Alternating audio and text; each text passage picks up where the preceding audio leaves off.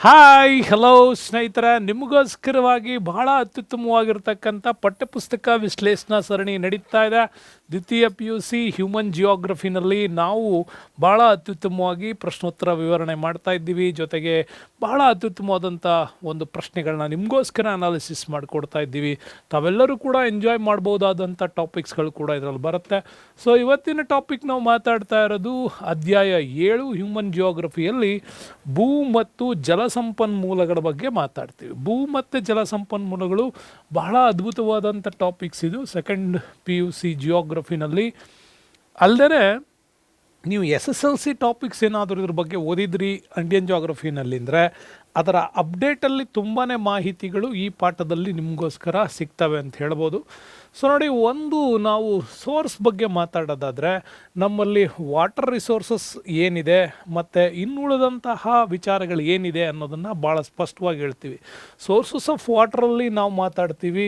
ನಮ್ಮಲ್ಲಿ ಬಾವಿ ಅಂತ ನಿಮಗೆ ತೋರಿಸಿರ್ಬೋದು ನಾನು, ಬಟ್ ಇಲ್ಲಿ ನೀರಾವರಿ ಪದ್ಧತಿಗಳಲ್ಲಿ ನಮಗೆ ಒಂದು ತೆರೆದ ಬಾವಿಗಳ ಒಂದು ಕೃಷಿ ವ್ಯವಸ್ಥೆ ಹೆಂಗಿದೆ ಮತ್ತು ಟ್ಯೂಬ್ ವೆಲ್ ಅಂತ ಏನು ಕರಿತೀವಲ್ಲ ಅವುಗಳ ವ್ಯವಸ್ಥೆ ಹೆಂಗಿದೆ, ಮಳೆ ಹೇಗಿದೆ, ಮಳೆಯ ಪರಿಣಾಮ ಎಷ್ಟಾಗತ್ತೆ, ಜೊತೆಗೆ ಮಳೆ ಕೊಯ್ಲು ಪದ್ಧತಿ ರೈನ್ ಹಾರ್ವೆಸ್ಟಿಂಗ್ ಅಂತ ಏನು ಕರಿತೀವಿ ಅದನ್ನು ಹೇಗೆ ಮಾಡ್ತೀವಿ ಅಂತ, ಮತ್ತು ನದಿಗಳಿಂದ ನಾವು ವಿವಿಧೋದ್ದೇಶ ಯೋಜನೆಗಳಲ್ಲಿ ಕೃಷಿಯನ್ನು ಸೋರ್ಸ್ಗಾಗಿ ಹೇಗೆ ಬಳಸ್ಕೊತಾ ಇದ್ದೀವಿ ಅಂತ. ಹಾಗಾಗಿ ಮತ್ತು ಪ್ರವಾಹಗಳಿಂದಾಗಿ ಒಂದು ಸಣ್ಣ ಸಣ್ಣ ಸರೋವರಗಳಲ್ಲಿ ಜರಿಗಳಿಂದ ಯಾವ ರೀತಿ ಸೋರ್ಸಸನ್ನು ಕಲೆಕ್ಟ್ ಮಾಡ್ತಾ ಇದ್ದೀವಿ ಅಂತ. ಜೊತೆಗೆ ವಾಟರ್ ರಿಸೋರ್ಸಲ್ಲಿ ನಿಮಗೆ ನೆನಪಿರಲಿ, ನಮಗೆ ಓಷಿಯನ್ಸ್ ಲೆವೆಲಲ್ಲಿ ಬಂದರೆ ವರ್ಲ್ಡಲ್ಲಿ 96.5% ಆದರೆ ಒಂದು ಸ್ಯಾಲಿನ್ ವಾಟರ್ ಬಂದರೆ 9%. ನಮ್ಗೆ ಉಳಿದಿರೋ ಅತ್ಯಮೂಲ್ಯವಾಗಿರ್ತಕ್ಕಂಥ 2.5 ಓನ್ಲಿ ಮಾನವನ ಬಳಕೆಗೆ ಅತ್ಯುತ್ತಮವಾಗಿ ಸಿಗ್ತಕ್ಕಂಥ ನೀರು. ಹಾಗಾಗಿ ಇವುಗಳನ್ನೆಲ್ಲ ಯಾವ ರೀತಿಯಲ್ಲಿ ನಾವು ಬಳಸ್ಕೋಬೇಕು, ಹೇಗೆ ನಾವು ಆ ಸೋರ್ಸ್ಗಳನ್ನ ಡಿಪೆಂಡ್ ಮಾಡ್ಕೊಂಡು ಜೀವನ ನಡೆಸಬೇಕು ಅನ್ನೋದ್ರ ಬಗ್ಗೆ ಈ ಪಾಠ ನಿಮಗೆ ತುಂಬ ಅದ್ಭುತವಾಗಿ ನೋಡುತ್ತೆ. ಮತ್ತು ನಮ್ಮ ಈ ಪಾಠದ ವೆರಿ ಇಂಪಾರ್ಟೆಂಟ್ ಅಂತಂದರೆ ಭೂ ಬಳಕೆ ಬಗ್ಗೆ ಮಾತಾಡ್ತೀವಿ. ನಮಗಿರುವಂತಹ ಭೂಮಿ ಎಷ್ಟು, ಅವುಗಳನ್ನು ಹೇಗೆ ಬಳಸ್ತಾ ಇದ್ದೀವಿ, ಆ ಭೂ ಸಾಮರ್ಥ್ಯವನ್ನು ಯಾವ ಯಾವ ಉದ್ದೇಶಗಳಿಗೆ ಹೇಗೆ ಬಳಕೆ ಮಾಡ್ಕೋಬೇಕು ಅಂತ, ಭಾರತದಲ್ಲಿ ನೀರಾವರಿ ವ್ಯವಸ್ಥೆ ಹೇಗಿದೆ, ನೀರಾವರಿಯಲ್ಲಿರ್ತಕ್ಕಂಥ ವಿಧಗಳ ಬಗ್ಗೆ, ವಿವಿಧೋದ್ದೇಶ ನದಿ ಕಣಿವೆ ಯೋಜನೆಗಳು ಅದನ್ನು ಯಾಕೆ ಹಾಗಂತಾರೆ ಅಂತ, ಮತ್ತು ಅವುಗಳನ್ನು ಕಟ್ಟೋ ಉದ್ದೇಶಗಳು ಏನೇನಿದ್ದಾವೆ ಅಂತ. ಹಾಗೆಯೇ ಭಾಳ ಪ್ರಮುಖವಾಗಿ ದಾಮೋದರ, ಬಾಕ್ರಾನಂಗಲ್ಲು, ಹಿರಾಕುಡ್ಡು, ಕೃಷ್ಣ, ಇನ್ನೂ ಇತರೆ ವಿವಿಧೋದ್ದೇಶ ಯೋಜನೆಗಳ ಬಗ್ಗೆ ಮಾತಾಡೋಣ. ಜೊತೆಗೆ ಜಲ ವಿಭಾಜಕ ಅಂದರೆ ಏನು ಅಂತ, ಹಾಗೆ ಮಳೆ ಕೊಯ್ಲು ಪದ್ಧತಿ ಮತ್ತು ಅದರ ಪ್ರಯೋಜನಗಳು ಹೇಗೆ ಆಗ್ತವೆ, ಜೊತೆಗೆ ನೀರಿನ ಸಂರಕ್ಷಣೆ ಮತ್ತು ಮಹತ್ವ, ಇದಿಷ್ಟು ವೆರಿ ಇಂಪಾರ್ಟೆಂಟ್ ಆಗಿ ನಾವು ಈ ಪಾಠದಲ್ಲಿ ಚೆಕ್ ಮಾಡ್ಬೋದಾದಂತಹ ಮ್ಯಾಟ್ರ್ಗಳಂತ ಹೇಳ್ಬೋದು. ಸೊ ಬನ್ನಿ ಮ್ಯಾಟ್ರಿಗೆ ಎಂಟ್ರಿ ಆಗೋಣ. ಇಲ್ಲಿ ಇಂಪಾರ್ಟೆಂಟ್ ಆಗಿ ಬೇಕಾಗಿರೋದು ನಮಗೆ ಭೂ ಮತ್ತು ಜಲಸಂಪನ್ಮೂಲ. ಒಂದು ದೇಶದ ಅಭಿವೃದ್ಧಿಗೆ ಸ್ವಾಭಾವಿಕವಾಗಿ ಪ್ರಾಕೃತಿಕವಾಗಿ ಸಿಗಬಹುದಾಗಿರ್ತಕ್ಕಂಥ ಎರಡು ಮುಖ್ಯ ಸೋರ್ಸ್ ಅಂತಂದರೆ ಭೂ ಸಂಪತ್ತು, ಜಲಸಂಪತ್ತು. ಜೊತೆಗೆ ಅಲ್ಲೇನಾದರೂ ಹ್ಯೂಮನ್ ರಿಸೋರ್ಸ್ ಆದರೆ, ಮಾನವನೂ ಕೂಡ ಒಂದು ಸಂಪತ್ತು ಅಂತ ಏನಾದರೂ ಕನ್ವರ್ಟ್ ಆದರೆ ಆ ದೇಶ ಅಭಿವೃದ್ಧಿ ಪಥದಲ್ಲಿ ಹೋಗುತ್ತೆ, ಅದರಲ್ಲಿ ಯಾವ ಡೌಟು ಬೇಡ. ಹಾಗಾಗಿ ಭೂ ಮತ್ತು ಜಲ ವ್ಯವಸ್ಥೆ ಏನಿದೆ ಸಕಲ ಜೀವಿಗಳನ್ನು ಬದುಕು ಕಟ್ಟಿಕೊಳ್ಳಿಕ್ಕಾಗಿದೆ ಮತ್ತು ಅವರ ಅಭಿವೃದ್ಧಿಗಾಗಿ ಮತ್ತು ಅವುಗಳಿಗೆ ಬೇಕಾಗಿರ್ತಕ್ಕಂಥ ಮೂಲಭೂತ ಸೌಲಭ್ಯಗಳ ವ್ಯವಸ್ಥೆಯನ್ನು ಮೂಡಿಸಿಕೊಳ್ಳುವುದಕ್ಕಾಗಿ ಇದು ಬೇಕಾಗತ್ತೆ.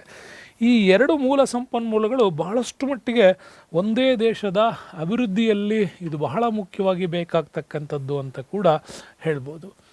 ಸ್ನೇಹಿತರೆ, ಭೂ ಬಳಕೆಯ ಮಾದರಿಗಳನ್ನು ನೋಡೋಣ ಹೇಗಿದೆ ಅಂತ.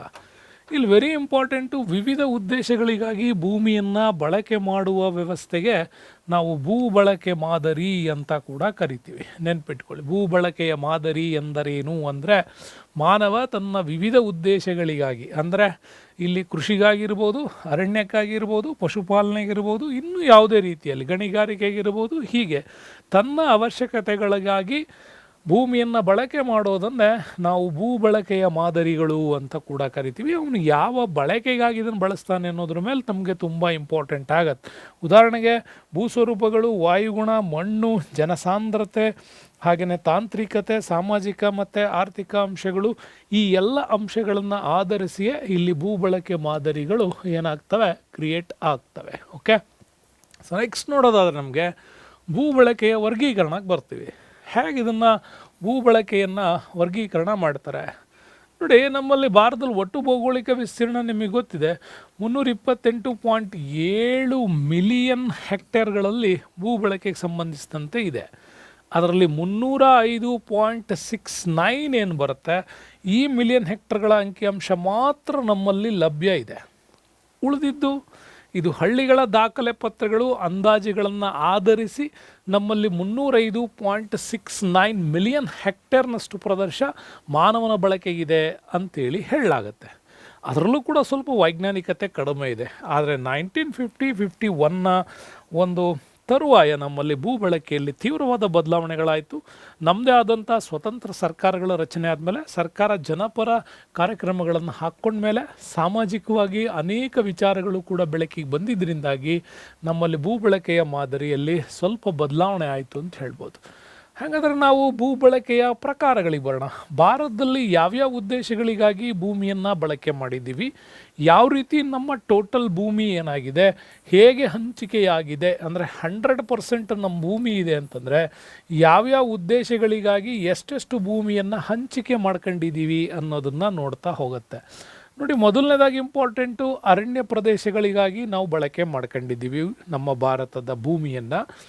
ಇನ್ನು ವ್ಯವಸಾಯಕ್ಕೆ ಬಳಕೆ ಮಾಡ್ಕೊಂಡಿದ್ದೀವಿ. ಅದರಲ್ಲಿ ವ್ಯವಸಾಯಕ್ಕೆ ಯೋಗ್ಯ ಭೂಮಿಯ ಜೊತೆಗೆ ವ್ಯವಸಾಯಕ್ಕೂ ಕೂಡ ದೊರಕದೇ ಇರುವಂತಹ ಸವಳು ಅಥವಾ ಜೌಳು ಭೂಮಿಗಳು ಕೂಡ ನಮ್ಮಲ್ಲಿದ್ದಾವೆ. ಅದಕ್ಕೂ ಒಂದಿಷ್ಟು ಭೂಮಿ ಹೋಗಿದೆ. ಕೃಷಿಗೆ ಬಳಸಿದ್ದೀವಿ. ಇನ್ನು ಕೆಲವು ಬಂಜರು ಭೂಮಿ ಅಂತ ಕರಿತೀವಿ. ಕೃಷಿ ಯೋಗ್ಯ ಇದೆ, ಬಟ್ ಅಲ್ಲಿ ಕೃಷಿ ನಡೀತಾ ಇಲ್ಲ. ಈ ಥರದ ಪಾಳು ಬಿದ್ದ ಭೂಮಿನೂ ಇದೆ. ಈ ಕಡೆ ಈ ಭೂಮಿ ಅರಣ್ಯಕ್ಕೂ ಹೋಗಿಲ್ಲ, ಈ ಕಡೆ ಜೌಗೂ ಅಲ್ಲ, ಈ ಕಡೆ ಕೃಷಿ ಯೋಗ್ಯವಾಗಿರೋದು ಅಲ್ಲ. ಆದರೂ ಕೂಡ ಒಂದಿಷ್ಟು ಭೂಮಿ ನಮ್ಮಲ್ಲಿ ಉಳ್ಕೊಂಡ್ಬಿಟ್ಟಿದೆ. ಅದು ಜೊತೆಗೆ ನಿವ್ವಳ ಬಿತ್ತನೆ ಪ್ರದೇಶ, ಸಾಗುವಳಿಗಾಗಿ ಇಲ್ಲಿ ಬಳಕೆಯಾಗಿರ್ತದೆ. ಅದು ಬಿಟ್ಟು ಆ ಬಳಕೆಯಾಗುವ ಭೂಮಿಯಲ್ಲಿ ಎಷ್ಟು ಪರ್ಸೆಂಟನ್ನು ನಾವು ಸಾಗುವಳಿಗಾಗಿ ಬಳಸ್ತಾ ಇದ್ದೀವಿ ಅಂತ ನೋಡುವ. ಈಗ ನಿಮ್ಮ ಹೊಲನೇ ನೀವು ತೆಗೆದುಕೊಳ್ಳಿ. ನಿಮ್ಮ ಹೊಲ 2.5 ಎಕರೆ ಇದೆ, 2.5 ಎಕರೆ ಇದೆ ಅಂತಂದ್ರೆ ಅದರ ಒಂದು ಖರಾಬ್ ಅಂತ ತೆಗಿತಾರೆ ನೋಡಿ. ಎ ಖರಾಬು, ಬಿ ಖರಾಬು ಅಂತ. ಬಟ್ ನಿಮ್ಮ ಜಮೀನಿನ ಅಳತೆಯಲ್ಲೇ ಖರಾಬ್ ಅಂದ್ರೇನೋ, ಈ ಥರದ ನಿವ್ವಳ ಸಾಗುವಳಿ ಎಷ್ಟು ಮಾಡಿದ್ದೀರಿ, ಇನ್ನು ಉಳಿದ ಪ್ರದೇಶ ಯಾವುದಾಗಿಲ್ಲ, ಇದನ್ನೆಲ್ಲ ನಮಗೆ ತೋರಿಸುವಂಥದ್ದೇ ಈ ರೀತಿಯಲ್ಲಿ ಬರ್ತದೆ. ಹಾಗಾಗಿ ಭೂ ಬಳಕೆ ಪ್ರಕಾರಗಳಲ್ಲಿ ಬಂದರೆ 1 ಅರಣ್ಯ ಪ್ರದೇಶ, 2 ವ್ಯವಸಾಯಕ್ಕೆ ದೊರೆಯದೇ ಇರತಕ್ಕಂಥ ಭೂಮಿ, 3ನೇದು ಬಳಕೆಯಾಗದ ಕೃಷಿ ಯೋಗ್ಯ ಭೂಮಿ, 4ನೇದು ಪಾಳು ಭೂಮಿ, 5ನೇದು ನಿವ್ವಳ ಬಿತ್ತನೆ ಪ್ರದೇಶ, ಸಾಗುವಳಿ ಭೂಮಿ ಎಷ್ಟಿದೆ ಅಂತ ನೋಡ್ತೀವಿ. ನೆಕ್ಸ್ಟ್ ಬರೋಣ, ಒಂದು ಪ್ರಶ್ನೆ ನಿಮ್ಮ ಮುಂದೆ ಬರುತ್ತೆ. ಹಾಗಾದರೆ ಭೂಮಿಯ ಬಳಕೆಯ ರೀತಿಯಲ್ಲಿ ಸರ್ಕಾರ ಏನು ಮಾಡ್ತು ಅಂತಂದರೆ 1952ನಲ್ಲಿ ರಾಷ್ಟ್ರೀಯ ಅರಣ್ಯ ನೀತಿ ತಂತು. ನ್ಯಾಷನಲ್ ಫಾರೆಸ್ಟ್ರಿ ಸ್ಕೀಮ್ ಅಂತ ಕೂಡ ಕರಿತೀವಿ ಅದನ್ನು. Okay, NFC. ಈ NFS ಅಲ್ಲಿ ಒಂದು ರೂಲ್ ಮಾಡಿದ್ರು ನ್ಯಾಷನಲ್ ಫಾರೆಸ್ಟ್ ಸ್ಕೀಮಲ್ಲಿ. ಅಲ್ಲಿ ಏನಾಯಿತು ಅಂತಂದರೆ ಅದು NFP ಅಂತ ಕೂಡ ಕರಿತೀವಿ. ಅದರಲ್ಲಿ ಏನಾಯಿತು ಅಂತಂದರೆ ಒಟ್ಟು ಭೂಪ್ರದೇಶದಲ್ಲಿ, ಈಗ ಭಾರತದಲ್ಲಿ ನಮಗೆ ಒಟ್ಟು ಭೂಪ್ರದೇಶ ಭಾರತದ್ದು ಅಂತ ತಿಳ್ಕೊಳ್ಳೋಣ. ಈ ಭಾರತದ ಒಟ್ಟು ಭೂಪ್ರದೇಶದಲ್ಲಿ ಒಟ್ಟು ಎಷ್ಟು ಶೇಕಡ ಭಾಗ ಅರಣ್ಯ ಪ್ರದೇಶ ಇರಬೇಕು ಅಂಥೇಳಿ ಭಾರತ ಸರ್ಕಾರ ತೀರ್ಮಾನ ತಗೊಳ್ತು ಅಂತ. ಅದಕ್ಕಿಂತ ಮುಂಚೆ ಹೇಳ್ತೀನಿ, ಈ ತೀರ್ಮಾನ ತಗೊಳ್ಳೋಕ್ಕಿಂತ ಮುಂಚೆ ವರ್ಲ್ಡ್ ಲೆವೆಲಲ್ಲಿ ನೆನ್ಪಿಟ್ಕೊಳ್ಳಿ, ವರ್ಲ್ಡ್ ಲೆವೆಲಲ್ಲಿ ಒಂದು ದೇಶದ ಒಟ್ಟು ಭೂಪ್ರದೇಶದ ಇಷ್ಟು ಪ್ರಮಾಣ ಅರಣ್ಯ ಇರಲೇಬೇಕು ಅಂತ ಹೇಳ್ತವೆ. ಹಂಗೆ ಇರೋದ್ರಿಂದ ಏನಾಗುತ್ತೆ, ಭೂಮಿಯ ಮೇಲೆ ಒಂದಿಷ್ಟು ವಾಯುಗುಣ ವೈಪರೀತ್ಯಗಳಿದಾವಲ್ಲ, ಈ ವಾಯುಗುಣದ ವೈಪರೀತ್ಯಗಳನ್ನು ತಪ್ಪಿಸ್ಬೋದು ಅನ್ನುವ ಕಾರಣಕ್ಕಾಗಿಯೇ ಈ ಪ್ರೋಗ್ರಾಮ್ನ ಮಾಡಿದ್ರು. ಅದನ್ನು ಆಧರಿಸಿ ಭಾರತದಲ್ಲೂ ಇದೇ ಪಾಲಿಸಿಯನ್ನು ಫಾಲೋ ಮಾಡಿದ್ರು.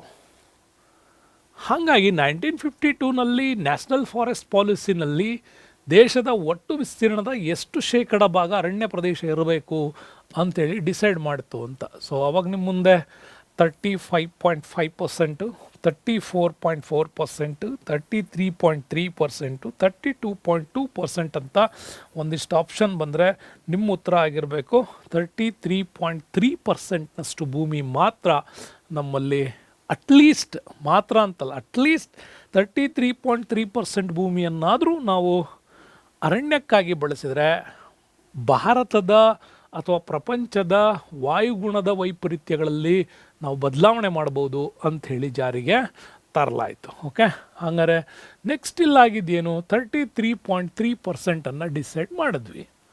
ಹಾಗಾದರೆ ಭಾರತದಲ್ಲಿ ಅರಣ್ಯ ಪ್ರದೇಶದ ವಿಚಾರಕ್ಕೆ ಬಂದರೆ 1951 ಭಾರತದಲ್ಲಿ ಅರಣ್ಯ ಪ್ರದೇಶ 40.48 ಹೆಕ್ಟೇರ್, ಇದು ಮಿಲಿಯನ್ ಹೆಕ್ಟೇರ್. ನಮಗೆ ಪರ್ಸೆಂಟೇಜ್ ಪ್ರಕಾರ ಹೇಳೋದಾದರೆ 14.2 ಡಿಸೈಡ್ ಮಾಡಿರೋದು ನಾವು 33.3% ಡಿಸೈಡ್ ಮಾಡಿದ್ದೀವಿ.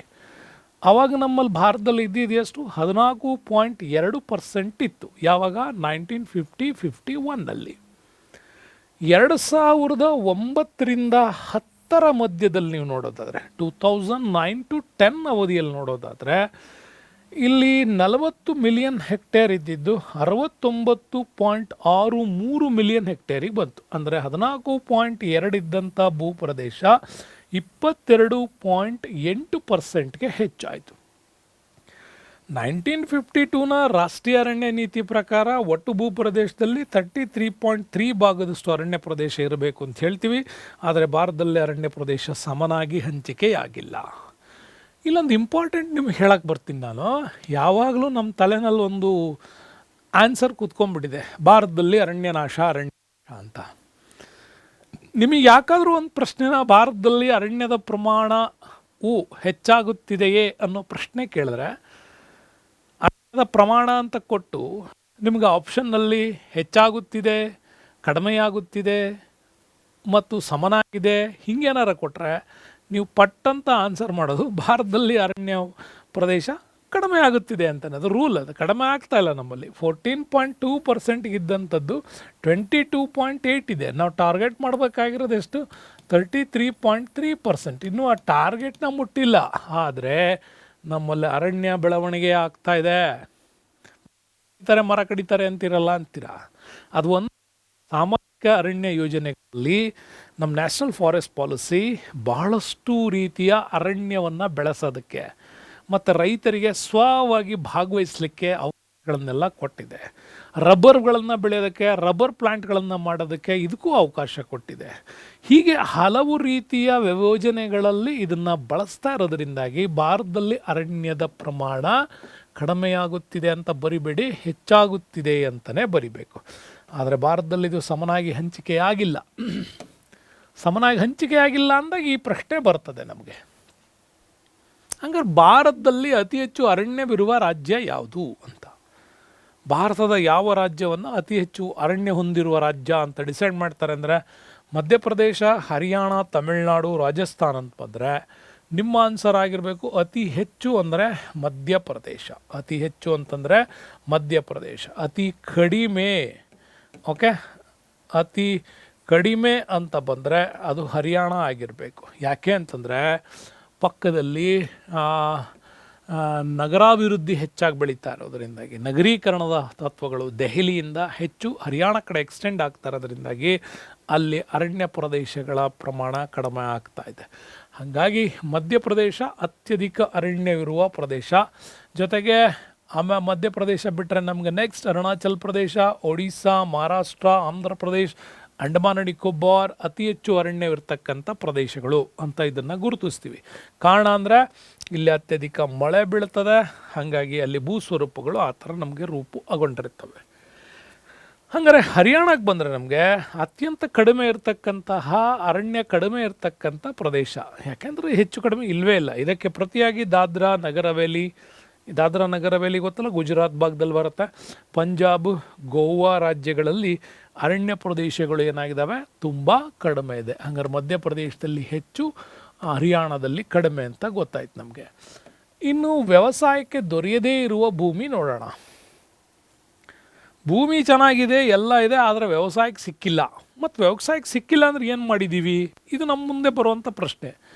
ಏನೂ ಮಾಡಿಲ್ಲ. ನಮ್ಮ ಜೀವನದ ದಿನನಿತ್ಯ ಅಗತ್ಯತೆಗಳಿಗೆ ಅನುಕೂಲವಾಗಿ ಕೆಲವು ವಸತಿ ಯೋಜನೆಗಳಿಗೆ ಭೂಮಿಯನ್ನು ಬಳಸಿರ್ತೀವಿ. ಸಾರಿಗೆ ಮಾರ್ಗ ಅಂದರೆ ರೋಡ್ ಮಾಡೋದಕ್ಕೆ ಮತ್ತು ರೈಲು ಮಾರ್ಗಗಳನ್ನು ಹಾಕೋದಕ್ಕೆ, ನೆಕ್ಸ್ಟು ಅಣೆಕಟ್ಟುಗಳನ್ನು ಕಟ್ಟೋದಕ್ಕೆ, ಕಾಲುವೆಗಳನ್ನು ಮಾಡ್ಕೊಳ್ಳೋದಕ್ಕೆ, ಕಲ್ಲು ಗಣಿಗಾರಿಕೆಗಳಿಗೆ, ಪರ್ವತಗಳು ಮತ್ತು ಮರುಭೂಮಿ, ಜೌಗು ಪ್ರದೇಶ ಇಂಥವಕ್ಕೇನಾಗಿರುತ್ತೆ, ವ್ಯವಸಾಯಕ್ಕೆ ಸಿಗದೇ ಭೂಮಿ ಒಂದಿಷ್ಟಲ್ಲಿ ಬಳಕೆ ಆಗ್ತಾ ಇರುತ್ತೆ.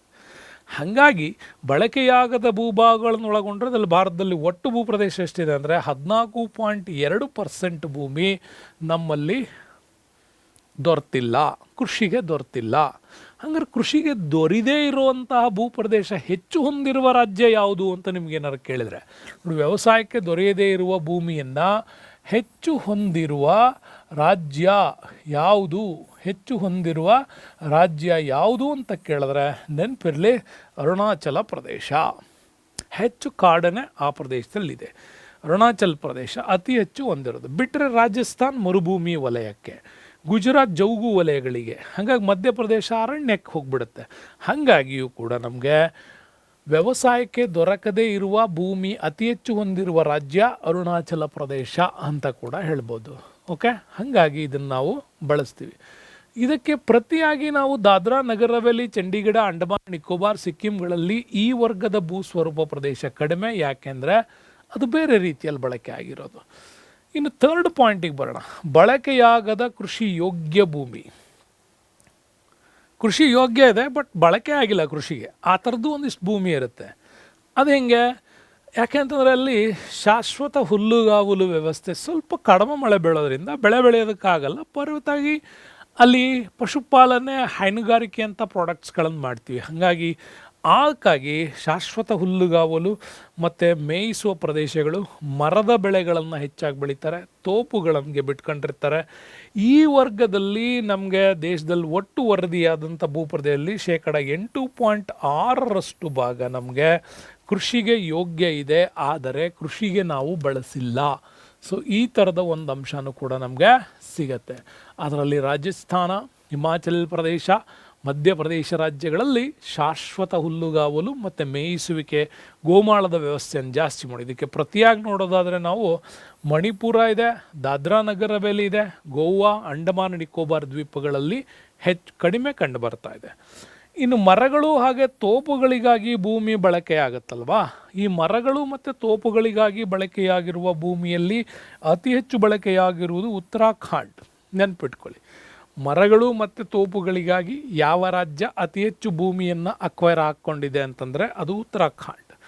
ಅದು ಬಿಟ್ಟರೆ ನಮಗೆ ಉತ್ತರ ಪ್ರದೇಶ, ಒಡಿಸ್ಸಾ, ಆಂಧ್ರ ಪ್ರದೇಶ ರಾಜ್ಯಗಳಲ್ಲಿ ವಿವಿಧ ಮರದ ಬೆಳೆಗಳು, ತೋಪುಗಳು ಕಂಡುಬರೋದು ನಮಗೆ ಕಾಮನ್ ಆಗಿ ಕಂಡುಬರುತ್ತೆ. ಇನ್ನು ನೆಕ್ಸ್ಟ್ ನಮಗೆ ರಾಜಸ್ಥಾನ್, ಮಧ್ಯಪ್ರದೇಶ, ಮಹಾರಾಷ್ಟ್ರ ರಾಜ್ಯಗಳಲ್ಲಿ ಕೂಡ ಹೆಚ್ಚಾಗಿ ಕಂಡು ಬರ್ತದೆ. ತ್ರಿಪುರಾ, ಮಣಿಪುರ, ಸಿಕ್ಕಿಂ, ಪಂಜಾಬ್ ರಾಜ್ಯಗಳಲ್ಲಿ ಭಾಳ ಕಡಿಮೆ ಇರೋದು ಕೂಡ ನಮಗೆ ಇಲ್ಲಿ ಕಂಡು ಬರ್ತದೆ. ಸೊ ಇದು ಹೆಚ್ಚಿನ ಮಾಹಿತಿಗಾಗಿ ಇಟ್ಕೊಳ್ಳೋಣ. ಸೊ ನೆಕ್ಸ್ಟ್ ನಾವು ನೋಡೋದಾದರೆ ಸ್ನೇಹಿತರೆ, ಇಂಪಾರ್ಟೆಂಟಾಗಿ ಬೀಳು ಭೂಮಿಗೆ ಬರೋಣ. ಬೀಳು ಭೂಮಿಯಲ್ಲಿ ಇಂಪಾರ್ಟೆಂಟ್, ಕಳೆದ 3 ರಿಂದ 5 ವರ್ಷಗಳವರೆಗೆ ಕೃಷಿಗೆ ಉಪಯೋಗ ಆಗದೇ ಇರುವ ಭೂಮಿಯನ್ನು ಬೀಳು ಭೂಮಿ ಅಂತ ಕೂಡ ಕರಿತೀವಿ. ಕೆಲವು ಭೂಪ್ರದೇಶಗಳಲ್ಲಿ 3 to 5 years ಆ ಭೂಮಿಯನ್ನು ಒಂದು ಸಾರಿ ಬಳಸಿರೋದನ್ನು ಮತ್ತೆ ನಾವು ಕೃಷಿಗೆ ಬಳಸದೇ ಇದ್ದರೆ ಅದನ್ನು ಬೀಳು ಭೂಮಿ ಅಂತ ಕೂಡ ಕರಿತೀವಿ. ಈ ಥರದ ಭೂಮಿ ಭಾರತದ ಒಟ್ಟು ಭೂಪ್ರದೇಶದಲ್ಲಿ 8% ಇದೆ. ಹಾಗಾಗಿ ಅತ್ಯಂತ ಹೆಚ್ಚು ಬೀಳು ಭೂಮಿ ಇರೋ ರಾಜ್ಯ ಯಾವುದು ಅಂತ ನಿಮಗೆ ಕೇಳಿದ್ರೆ ಅದು ರಾಜಸ್ಥಾನ್. ಅತಿ ಹೆಚ್ಚು ಬೀಳು. ಯಾಕೆ ಅಂತಂದರೆ ಮಳೆ ತುಂಬ ಕಡಿಮೆ ಇರ್ತದೆ. ಹಾಗಾಗಿ ಅದರ ಅರಾವಳಿ ಪರ್ವತ ಶ್ರೇಣಿಗಳ ಒಂದು ಪಶ್ಚಿಮ ಭಾಗದಲ್ಲಿ ಒಂದಿಷ್ಟು ಕೃಷಿ ಮಾಡ್ತಾರೆ. ಪೂರ್ವ ಭಾಗದಲ್ಲಿ ಕಂಪ್ಲೀಟಾಗಿ ರಿಟೈನ್ ಮಾರುತಗಳಿಂದ ಈಶಾನ್ಯ ಮಾರುತಗಳನ್ನ ಹಾಕಿದರೆ ಅವಾಗ ಒಂದಿಷ್ಟು ಮಾಡ್ತಾರೆ. ಬಿಟ್ಟರೆ ಅಲ್ಲಿ ಅತಿ ಹೆಚ್ಚು ಬೀಳು ಭೂಮಿ ಆ ಪ್ರದೇಶಗಳಲ್ಲಿ ಕಂಡು ಬರುತ್ತೆ. ಮತ್ತು ಈ ವರ್ಗದ ಭೂಮಿ ಬಳಕೆಯ ಪ್ರದೇಶದಲ್ಲಿ ರಾಜಸ್ಥಾನ್ ಫಸ್ಟು, ಆಂಧ್ರ ಪ್ರದೇಶ್ ಮತ್ತು ಜಾರ್ಖಂಡ್ ರಾಜ್ಯಗಳು ಕೂಡ ಕಂಡು ಬರ್ತವೆ. ಇದಕ್ಕೆ ಆಪೋಸಿಟ್ ನೀವು ನೋಡೋದಾದರೆ ತ್ರಿಪುರಾ, ದಾದ್ರಾ ಮತ್ತು ನಗರ್ ಹವೇಲಿ, ಪುದುಚೇರಿ, ಅಂಡಮಾನ್ ನಿಕೋಬಾರ್ ದ್ವೀಪಗಳಲ್ಲಿ ಕೂಡ ಇದು ಕಡಿಮೆ ಇರೋದು ನಮಗೆ ಕಂಡು ಬರುತ್ತೆ. ನೆಕ್ಸ್ಟ್ ಬರೋಣ, ನಿವ್ವಳ ಬಿತ್ತನೆ ಪ್ರದೇಶ.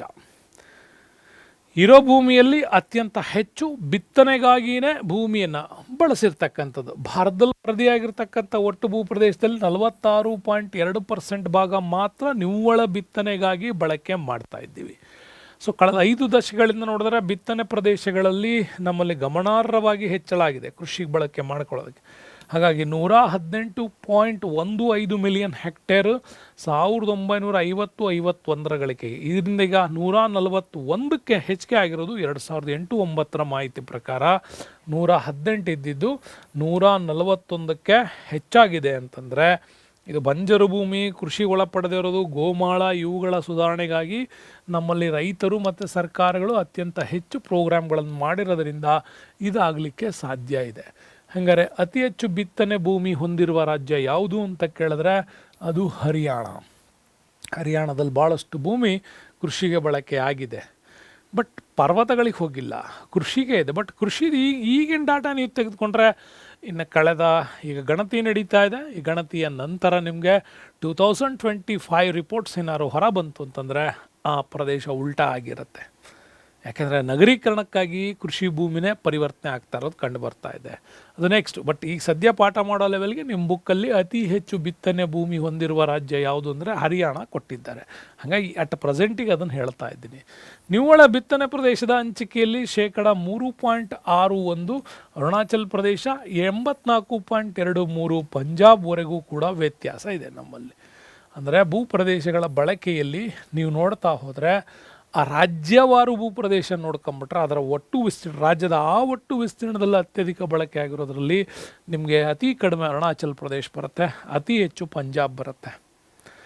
ಹೀಗಾಗಿ 9 ರಾಜ್ಯಗಳಲ್ಲಿ ಅಂದರೆ ಪಂಜಾಬ್, ಹರಿಯಾಣ, ಪಶ್ಚಿಮ ಬಂಗಾಳ, UP, ಕೇರಳ, ಮಹಾರಾಷ್ಟ್ರ, ಕರ್ನಾಟಕ, ಗುಜರಾತ್ ಮತ್ತು ರಾಜಸ್ಥಾನ್ ಹಾಗೂ ಕೇಂದ್ರಾಡಳಿತ ಪ್ರದೇಶಗಳಲ್ಲಿ ಲಕ್ಷದ್ವೀಪ, ಪುದುಚೇರಿ, ದಾದ್ರಾ ನಗರ್ ಹವೇಲಿ 46.48% ನಮ್ಮಲ್ಲಿ ಬಳಕೆಯಾಗ್ತಾ ಇರೋದು ನಮಗೆ ನಿವ್ವಳ ಸಾಗುವಳಿ ಭೂಮಿ ನಮಗದು ಕಂಡು ಬರುತ್ತೆ.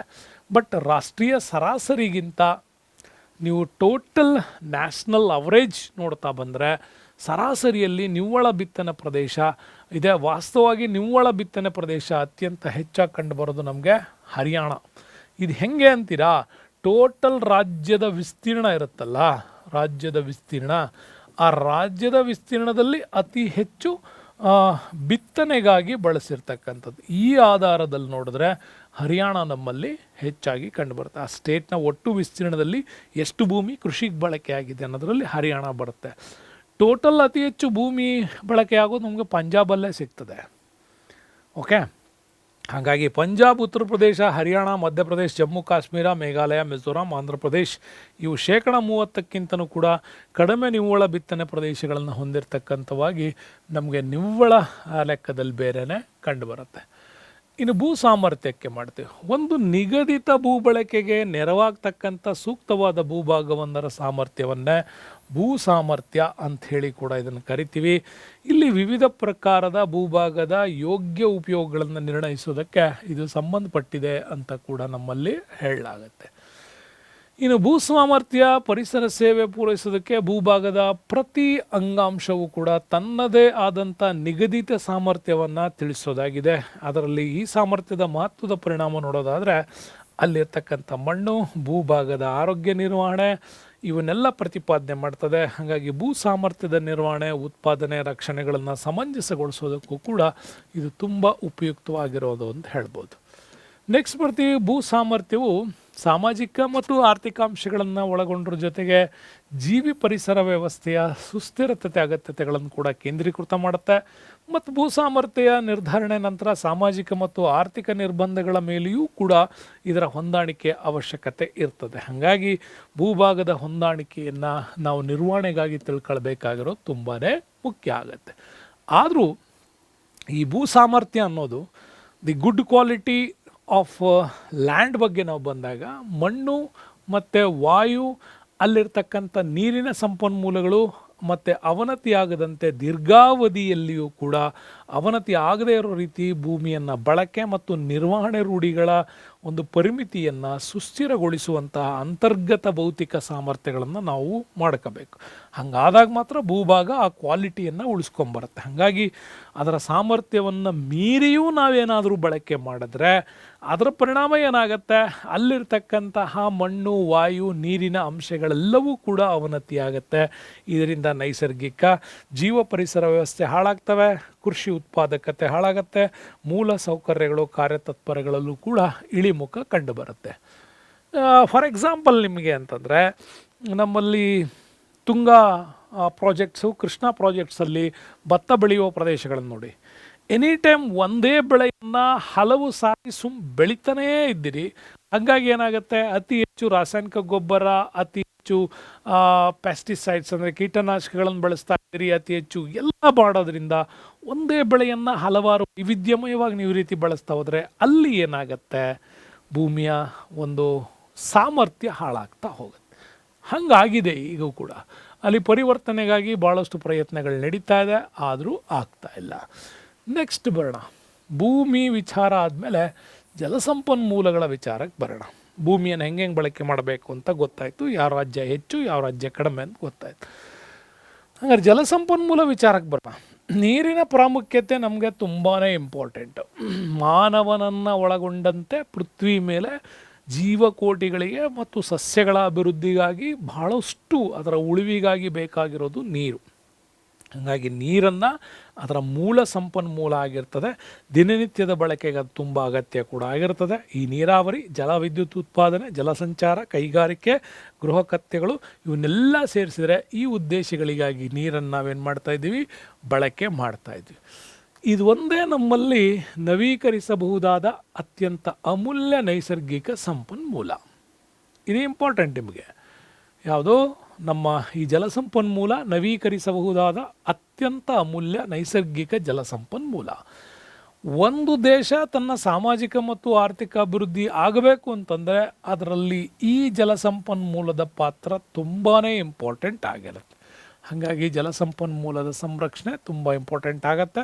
ಹಾಗಾದರೆ ಭಾರತದ ಜಲಸಂಪನ್ಮೂಲದ ಬಗ್ಗೆ ನಾವು ನೋಡೋದಾದರೆ ಜಲಸಂಪನ್ಮೂಲಗಳನ್ನು ಎರಡು ಡಿವೈಡ್ ಮಾಡ್ತಾರೆ. ಒಂದು ಮೇಲ್ಮೈ ಜಲಸಂಪನ್ಮೂಲ, ಇನ್ನೊಂದು ಅಂತರ್ಜಲ ಅಂತ ಎರಡು ಭಾಗ ಮಾಡ್ತಾರೆ. ಎರಡು ಭಾಗದಲ್ಲಿ ನಮ್ಮ ದೇಶದ ಜಲಸಂಪನ್ಮೂಲವನ್ನು ಡಿವೈಡ್ ಮಾಡ್ತೀವಿ. ನಮ್ಮ ದೇಶ ಅಂತಲ್ಲ, ಎಲ್ಲ ಕಡೆನೂ ಇದನ್ನೇ ಮಾಡೋದು. ಹಂಗಾರೆ ಮೇಲ್ಮೈ ಜಲಸಂಪನ್ಮೂಲ ನೋಡೋಣ. ಮೇಲ್ಮೈ ಜಲಸಂಪನ್ಮೂಲಗಳಲ್ಲಿ ಇಂಪಾರ್ಟೆಂಟಾಗಿ ಭೂಮಿಯ ಮೇಲೆ ನಮಗೆ ಸಿಗೋದು ನದಿಗಳಿಂದ, ಸರೋವರಗಳಿಂದ, ಕೆರೆಗಳಿಂದ ಮತ್ತು ಚಿಲುಮೆಗಳಿಂದ ಅಂತ ಕರಿತೀವಿ, ಸ್ಪ್ರಿಂಗ್ಸ್ ಅಂತ. ಈ 4 ವಿಚಾರಗಳಿಂದಾಗಿಯೇ ನಮ್ಮಲ್ಲಿ ಏನು ಸಿಗತ್ತೆ ಅಂತಂದರೆ ಭೂಮಿಯ ಮೇಲ್ಮೈ ಜಲಸಂಪನ್ಮೂಲಗಳು ಸಿಗ್ತವೆ. ಬಟ್ ಮಣ್ಣಿನಲ್ಲಿ ಏನಾಗತ್ತೆ, ನೀರು ಜಿನುಗುತ್ತಾ ಭೂಮಿಯ ಕೆಳಸ್ತರದಲ್ಲಿ ಸಂಗ್ರಹವಾದಾಗ ಅದನ್ನು ಅಂತರ್ಜಲ ಅಂತ ಕರಿತೀವಿ. ಭೂಮಿಯ ಒಳಭಾಗದ ನೀರಿನ ಸಂಪನ್ಮೂಲ ಅಂದರೆ ಅಂತರ್ಜಲಕ್ಕೆ. ಹಾಗಾಗಿ ಭೂ ಮೇಲ್ಮೈನ ನೀರು ಅಪಾರವಾಗಿದ್ದು ಅಂತರ್ಜಲಕ್ಕಿಂತಲೂ ಹೆಚ್ಚು ಸುಲಭವಾಗಿ ದೊರೀತಕ್ಕಂಥದ್ದೇ ನಮಗೆ ಈ ಭೂ ಮೇಲ್ಮೈನ ಜಲಸಂಪನ್ಮೂಲ. ಇದನ್ನು ಬಹಳ ಅಚ್ಚುಕಟ್ಟಾಗಿ ನಾವು ಬಳಸಿದ್ದೆ ಆದರೆ ಭಾರತ ತುಂಬಾ ಅತ್ಯುತ್ತಮವಾಗಿ ಇದನ್ನು ಬಳಸ್ಕೋಬೋದು. ಯಾಕೆಂದರೆ ಭಾರತ ಅಪರಿಮಿತವಾಗಿರ್ತಕ್ಕಂಥ ಜಲಸಂಪನ್ಮೂಲ ಇದೆ. ಅತ್ಯಧಿಕ ಸಂಖ್ಯೆಯಲ್ಲಿ ನದಿಗಳ ಜಾಲವನ್ನು ಹೊಂದಿದ್ದೇವೆ. ಸಾಕಷ್ಟು ಮಳೆ ನಮ್ಮಲ್ಲಿ ಚೆನ್ನಾಗಿ ಬರುತ್ತೆ. ಅಪಾರವಾದಂಥ ಅಂತರ್ಜಲದ ಸಂಪತ್ತು ಕೂಡ ಇದೆ. ಆದರೆ ಅವುಗಳ ಹಂಚಿಕೆಯಲ್ಲಿ ಮಾತ್ರ ತುಂಬ ವ್ಯತ್ಯಾಸ ಇದೆ. ಎಲ್ಲ ಕಡೆಯೂ ಕೂಡ ಸಮಾನವಾಗಿ ಮಳೆ ಬರಲ್ಲ, ಎಲ್ಲ ಕಡೆಯೂ ಸಮನಾಗಿ ಅಂತರ್ಜಲ ಇಲ್ಲ. ಇರೋ ಕಡೆ ಚೆನ್ನಾಗಿ ಬಳಸ್ತಾ ಇದ್ದೀವ ಅಂತಂದರೆ ಅಲ್ಲೂ ಸ್ವಲ್ಪ ವ್ಯತ್ಯಾಸಗಳನ್ನು ನಾವು ನೋಡ್ತಾ ಇದ್ದೀವಿ. ಹಾಗಾಗಿ ಇತ್ತೀಚಿನ ತೀವ್ರಗತಿಯ ಜನಸಂಖ್ಯಾ ಬೆಳವಣಿಗೆ, ಆರ್ಥಿಕ ಅಭಿವೃದ್ಧಿ ಕಾರ್ಯಗಳಿಗೆ ದೇಶದಲ್ಲಿ ನೀರಿನ ಬಳಕೆ ಹೆಚ್ಚಾಗ್ತಾ ಇದೆ. ಈ ರೀತಿಯ ನಿರಂತರತೆ ಹೆಚ್ಚುತ್ತಿರುವ ಬೇಡಿಕೆಗಳನ್ನು ಪೂರೈಸಲಿಕ್ಕೆ ನೀರಿನ ಸಮರ್ಪಕ ಬಳಕೆ ತುಂಬಾ ಇಂಪಾರ್ಟೆಂಟು. ನೀರಿನ ನಿರ್ವಹಣೆ ಮತ್ತು ಸಂರಕ್ಷಣೆಗಾಗಿ ಸಮಗ್ರ ಯೋಜನೆಗಳನ್ನು ಮಾಡೋದು ಕೂಡ ತುಂಬ ಅಗತ್ಯವಾದಂಥ ಅಂಶ ಅಂತ ನಾವಿಲ್ಲಿ ಹೇಳ್ಬೋದು. ನೆಕ್ಸ್ಟ್ ಬರ್ತೀವಿ ಮೇಲ್ಮೈ ಜಲಸಂಪನ್ಮೂಲದ ಬಗ್ಗೆ. ಮೇಲ್ಮೈ ಜಲಸಂಪನ್ಮೂಲ ಬಗ್ಗೆ ಮಾತಾಡಿದ್ವಿ. ಯಾವುದ್ಯಾವುದಂದ್ರೆ ನದಿಗಳು, ಕೆರೆಗಳು, ಸರೋವರಗಳು, ಇವುಗಳಲ್ಲಿ ಅದರಲ್ಲಿ ಅಸಂಖ್ಯಾತ ನದಿಗಳು ಮತ್ತು ಸಾಕಷ್ಟು ಮಳೆ ಬೀಳ್ತಕ್ಕಂಥದ್ದಿದೆ. ಇವುಗಳಿಂದ ಭಾರತ ವಿಫಲವಾದ ಮೇಲ್ಮೈ ಜಲಸಂಪನ್ಮೂಲ ಇದೆ. ಅದು ನಮಗೊಂದು ವರಪ್ರಸಾದ ಕೂಡ ಹೌದು. ಆದಾಗ್ಯೂ ನೀರಿನ ಮೂಲಗಳ ಹಂಚಿಕೆಯಲ್ಲಿ ಸಮಾನತೆ ಇಲ್ಲ. ಎಲ್ಲ ಕಡೆ ಈ ಮೇಲ್ಮೈ ಜಲಸಂಪನ್ಮೂಲ ಸಮಾನತೆ ಇಲ್ಲ. ಹಾಗಾಗಿ ಇಲ್ಲೇನಾಗ್ತಾ ಇದೆ, ಮೇಲ್ಮೈ ನೀರಿಗೆ ಪ್ರಮುಖವಾದ ಮೂಲ ಮಳೆ ಆಗಿರೋದ್ರಿಂದಾಗಿ ಭಾರತದಲ್ಲಿ ವಾರ್ಷಿಕ ಸರಾಸರಿ ಮಳೆ 118 ಸೆಂಟಿಮೀಟರ್ ಬೀಳುತ್ತೆ. ಇದು ವಾರ್ಷಿಕ ಸರಾಸರಿ, ನೆನ್ಪಿಟ್ಕೊಳ್ಳಿ. ಭಾರತದಲ್ಲಿ ವಾರ್ಷಿಕ ಸರಾಸರಿ ಮಳೆಯಾಗೋದು 118 ಸೆಂಟಿಮೀಟರ್. ವಾರ್ಷಿಕ ಸರಾಸರಿ ಕಂಡುಹಿಡಿಬೇಕಾದ್ರೆ ಕಂಟಿನ್ಯೂಯಸ್ 10 ವರ್ಷಗಳ ಒಂದು ಮಳೆಯ ಸರಾಸರಿಯನ್ನು ಹೇಳ್ತೀವಿ. 118 ಸೆಂಟಿಮೀಟರ್ ಇದೆ. ಹಾಗಾಗಿ ದೇಶಾದ್ಯಂತ ಮಳೆ ಸಮಾನವಾಗಿ ಹಂಚಿಕೆ ಆಗ್ತಾ ಇಲ್ಲ, ಅದು ನಿಮಗೆ ಗೊತ್ತಿರೋ ಅಂಥದ್ದು. ಅದರಲ್ಲಿ ನಾವು ನೋಡೋದಾದರೆ ನೋಡಿ, ಪಶ್ಚಿಮ ಕರಾವಳಿ ಮತ್ತು ಈಶಾನ್ಯ ಭಾಗದ ಕೆಲವು ಪ್ರದೇಶಗಳಲ್ಲಿ ಅತ್ಯಧಿಕ ಪ್ರಮಾಣದ ಮಳೆ ಆಗುತ್ತೆ. ಇನ್ನು ಭಾರತದ ರಾಜಸ್ಥಾನ್ ಮರುಭೂಮಿ, ಲಡಾಖ್ ಪ್ರದೇಶಗಳನ್ನು ನೋಡ್ಕೊಂಡ್ರೆ ಇದು ಅತ್ಯಂತ ಕಡಿಮೆ ಮಳೆ ಆಗತ್ತೆ. ಇನ್ನು ಭಾರತದ ಹೆಚ್ಚಿನ ಭಾಗಕ್ಕೆ ನೋಡಿದ್ರೆ ಜೂನ್ನಿಂದ ಸೆಪ್ಟೆಂಬರ್ವರೆಗೆ ನೈಋತ್ಯ ಮಾನ್ಸೂನ್ನಿಂದಾಗಿ ಇಲ್ಲಿ ಬಹಳಷ್ಟು ಮಳೆ ಬೀಳುತ್ತದೆ.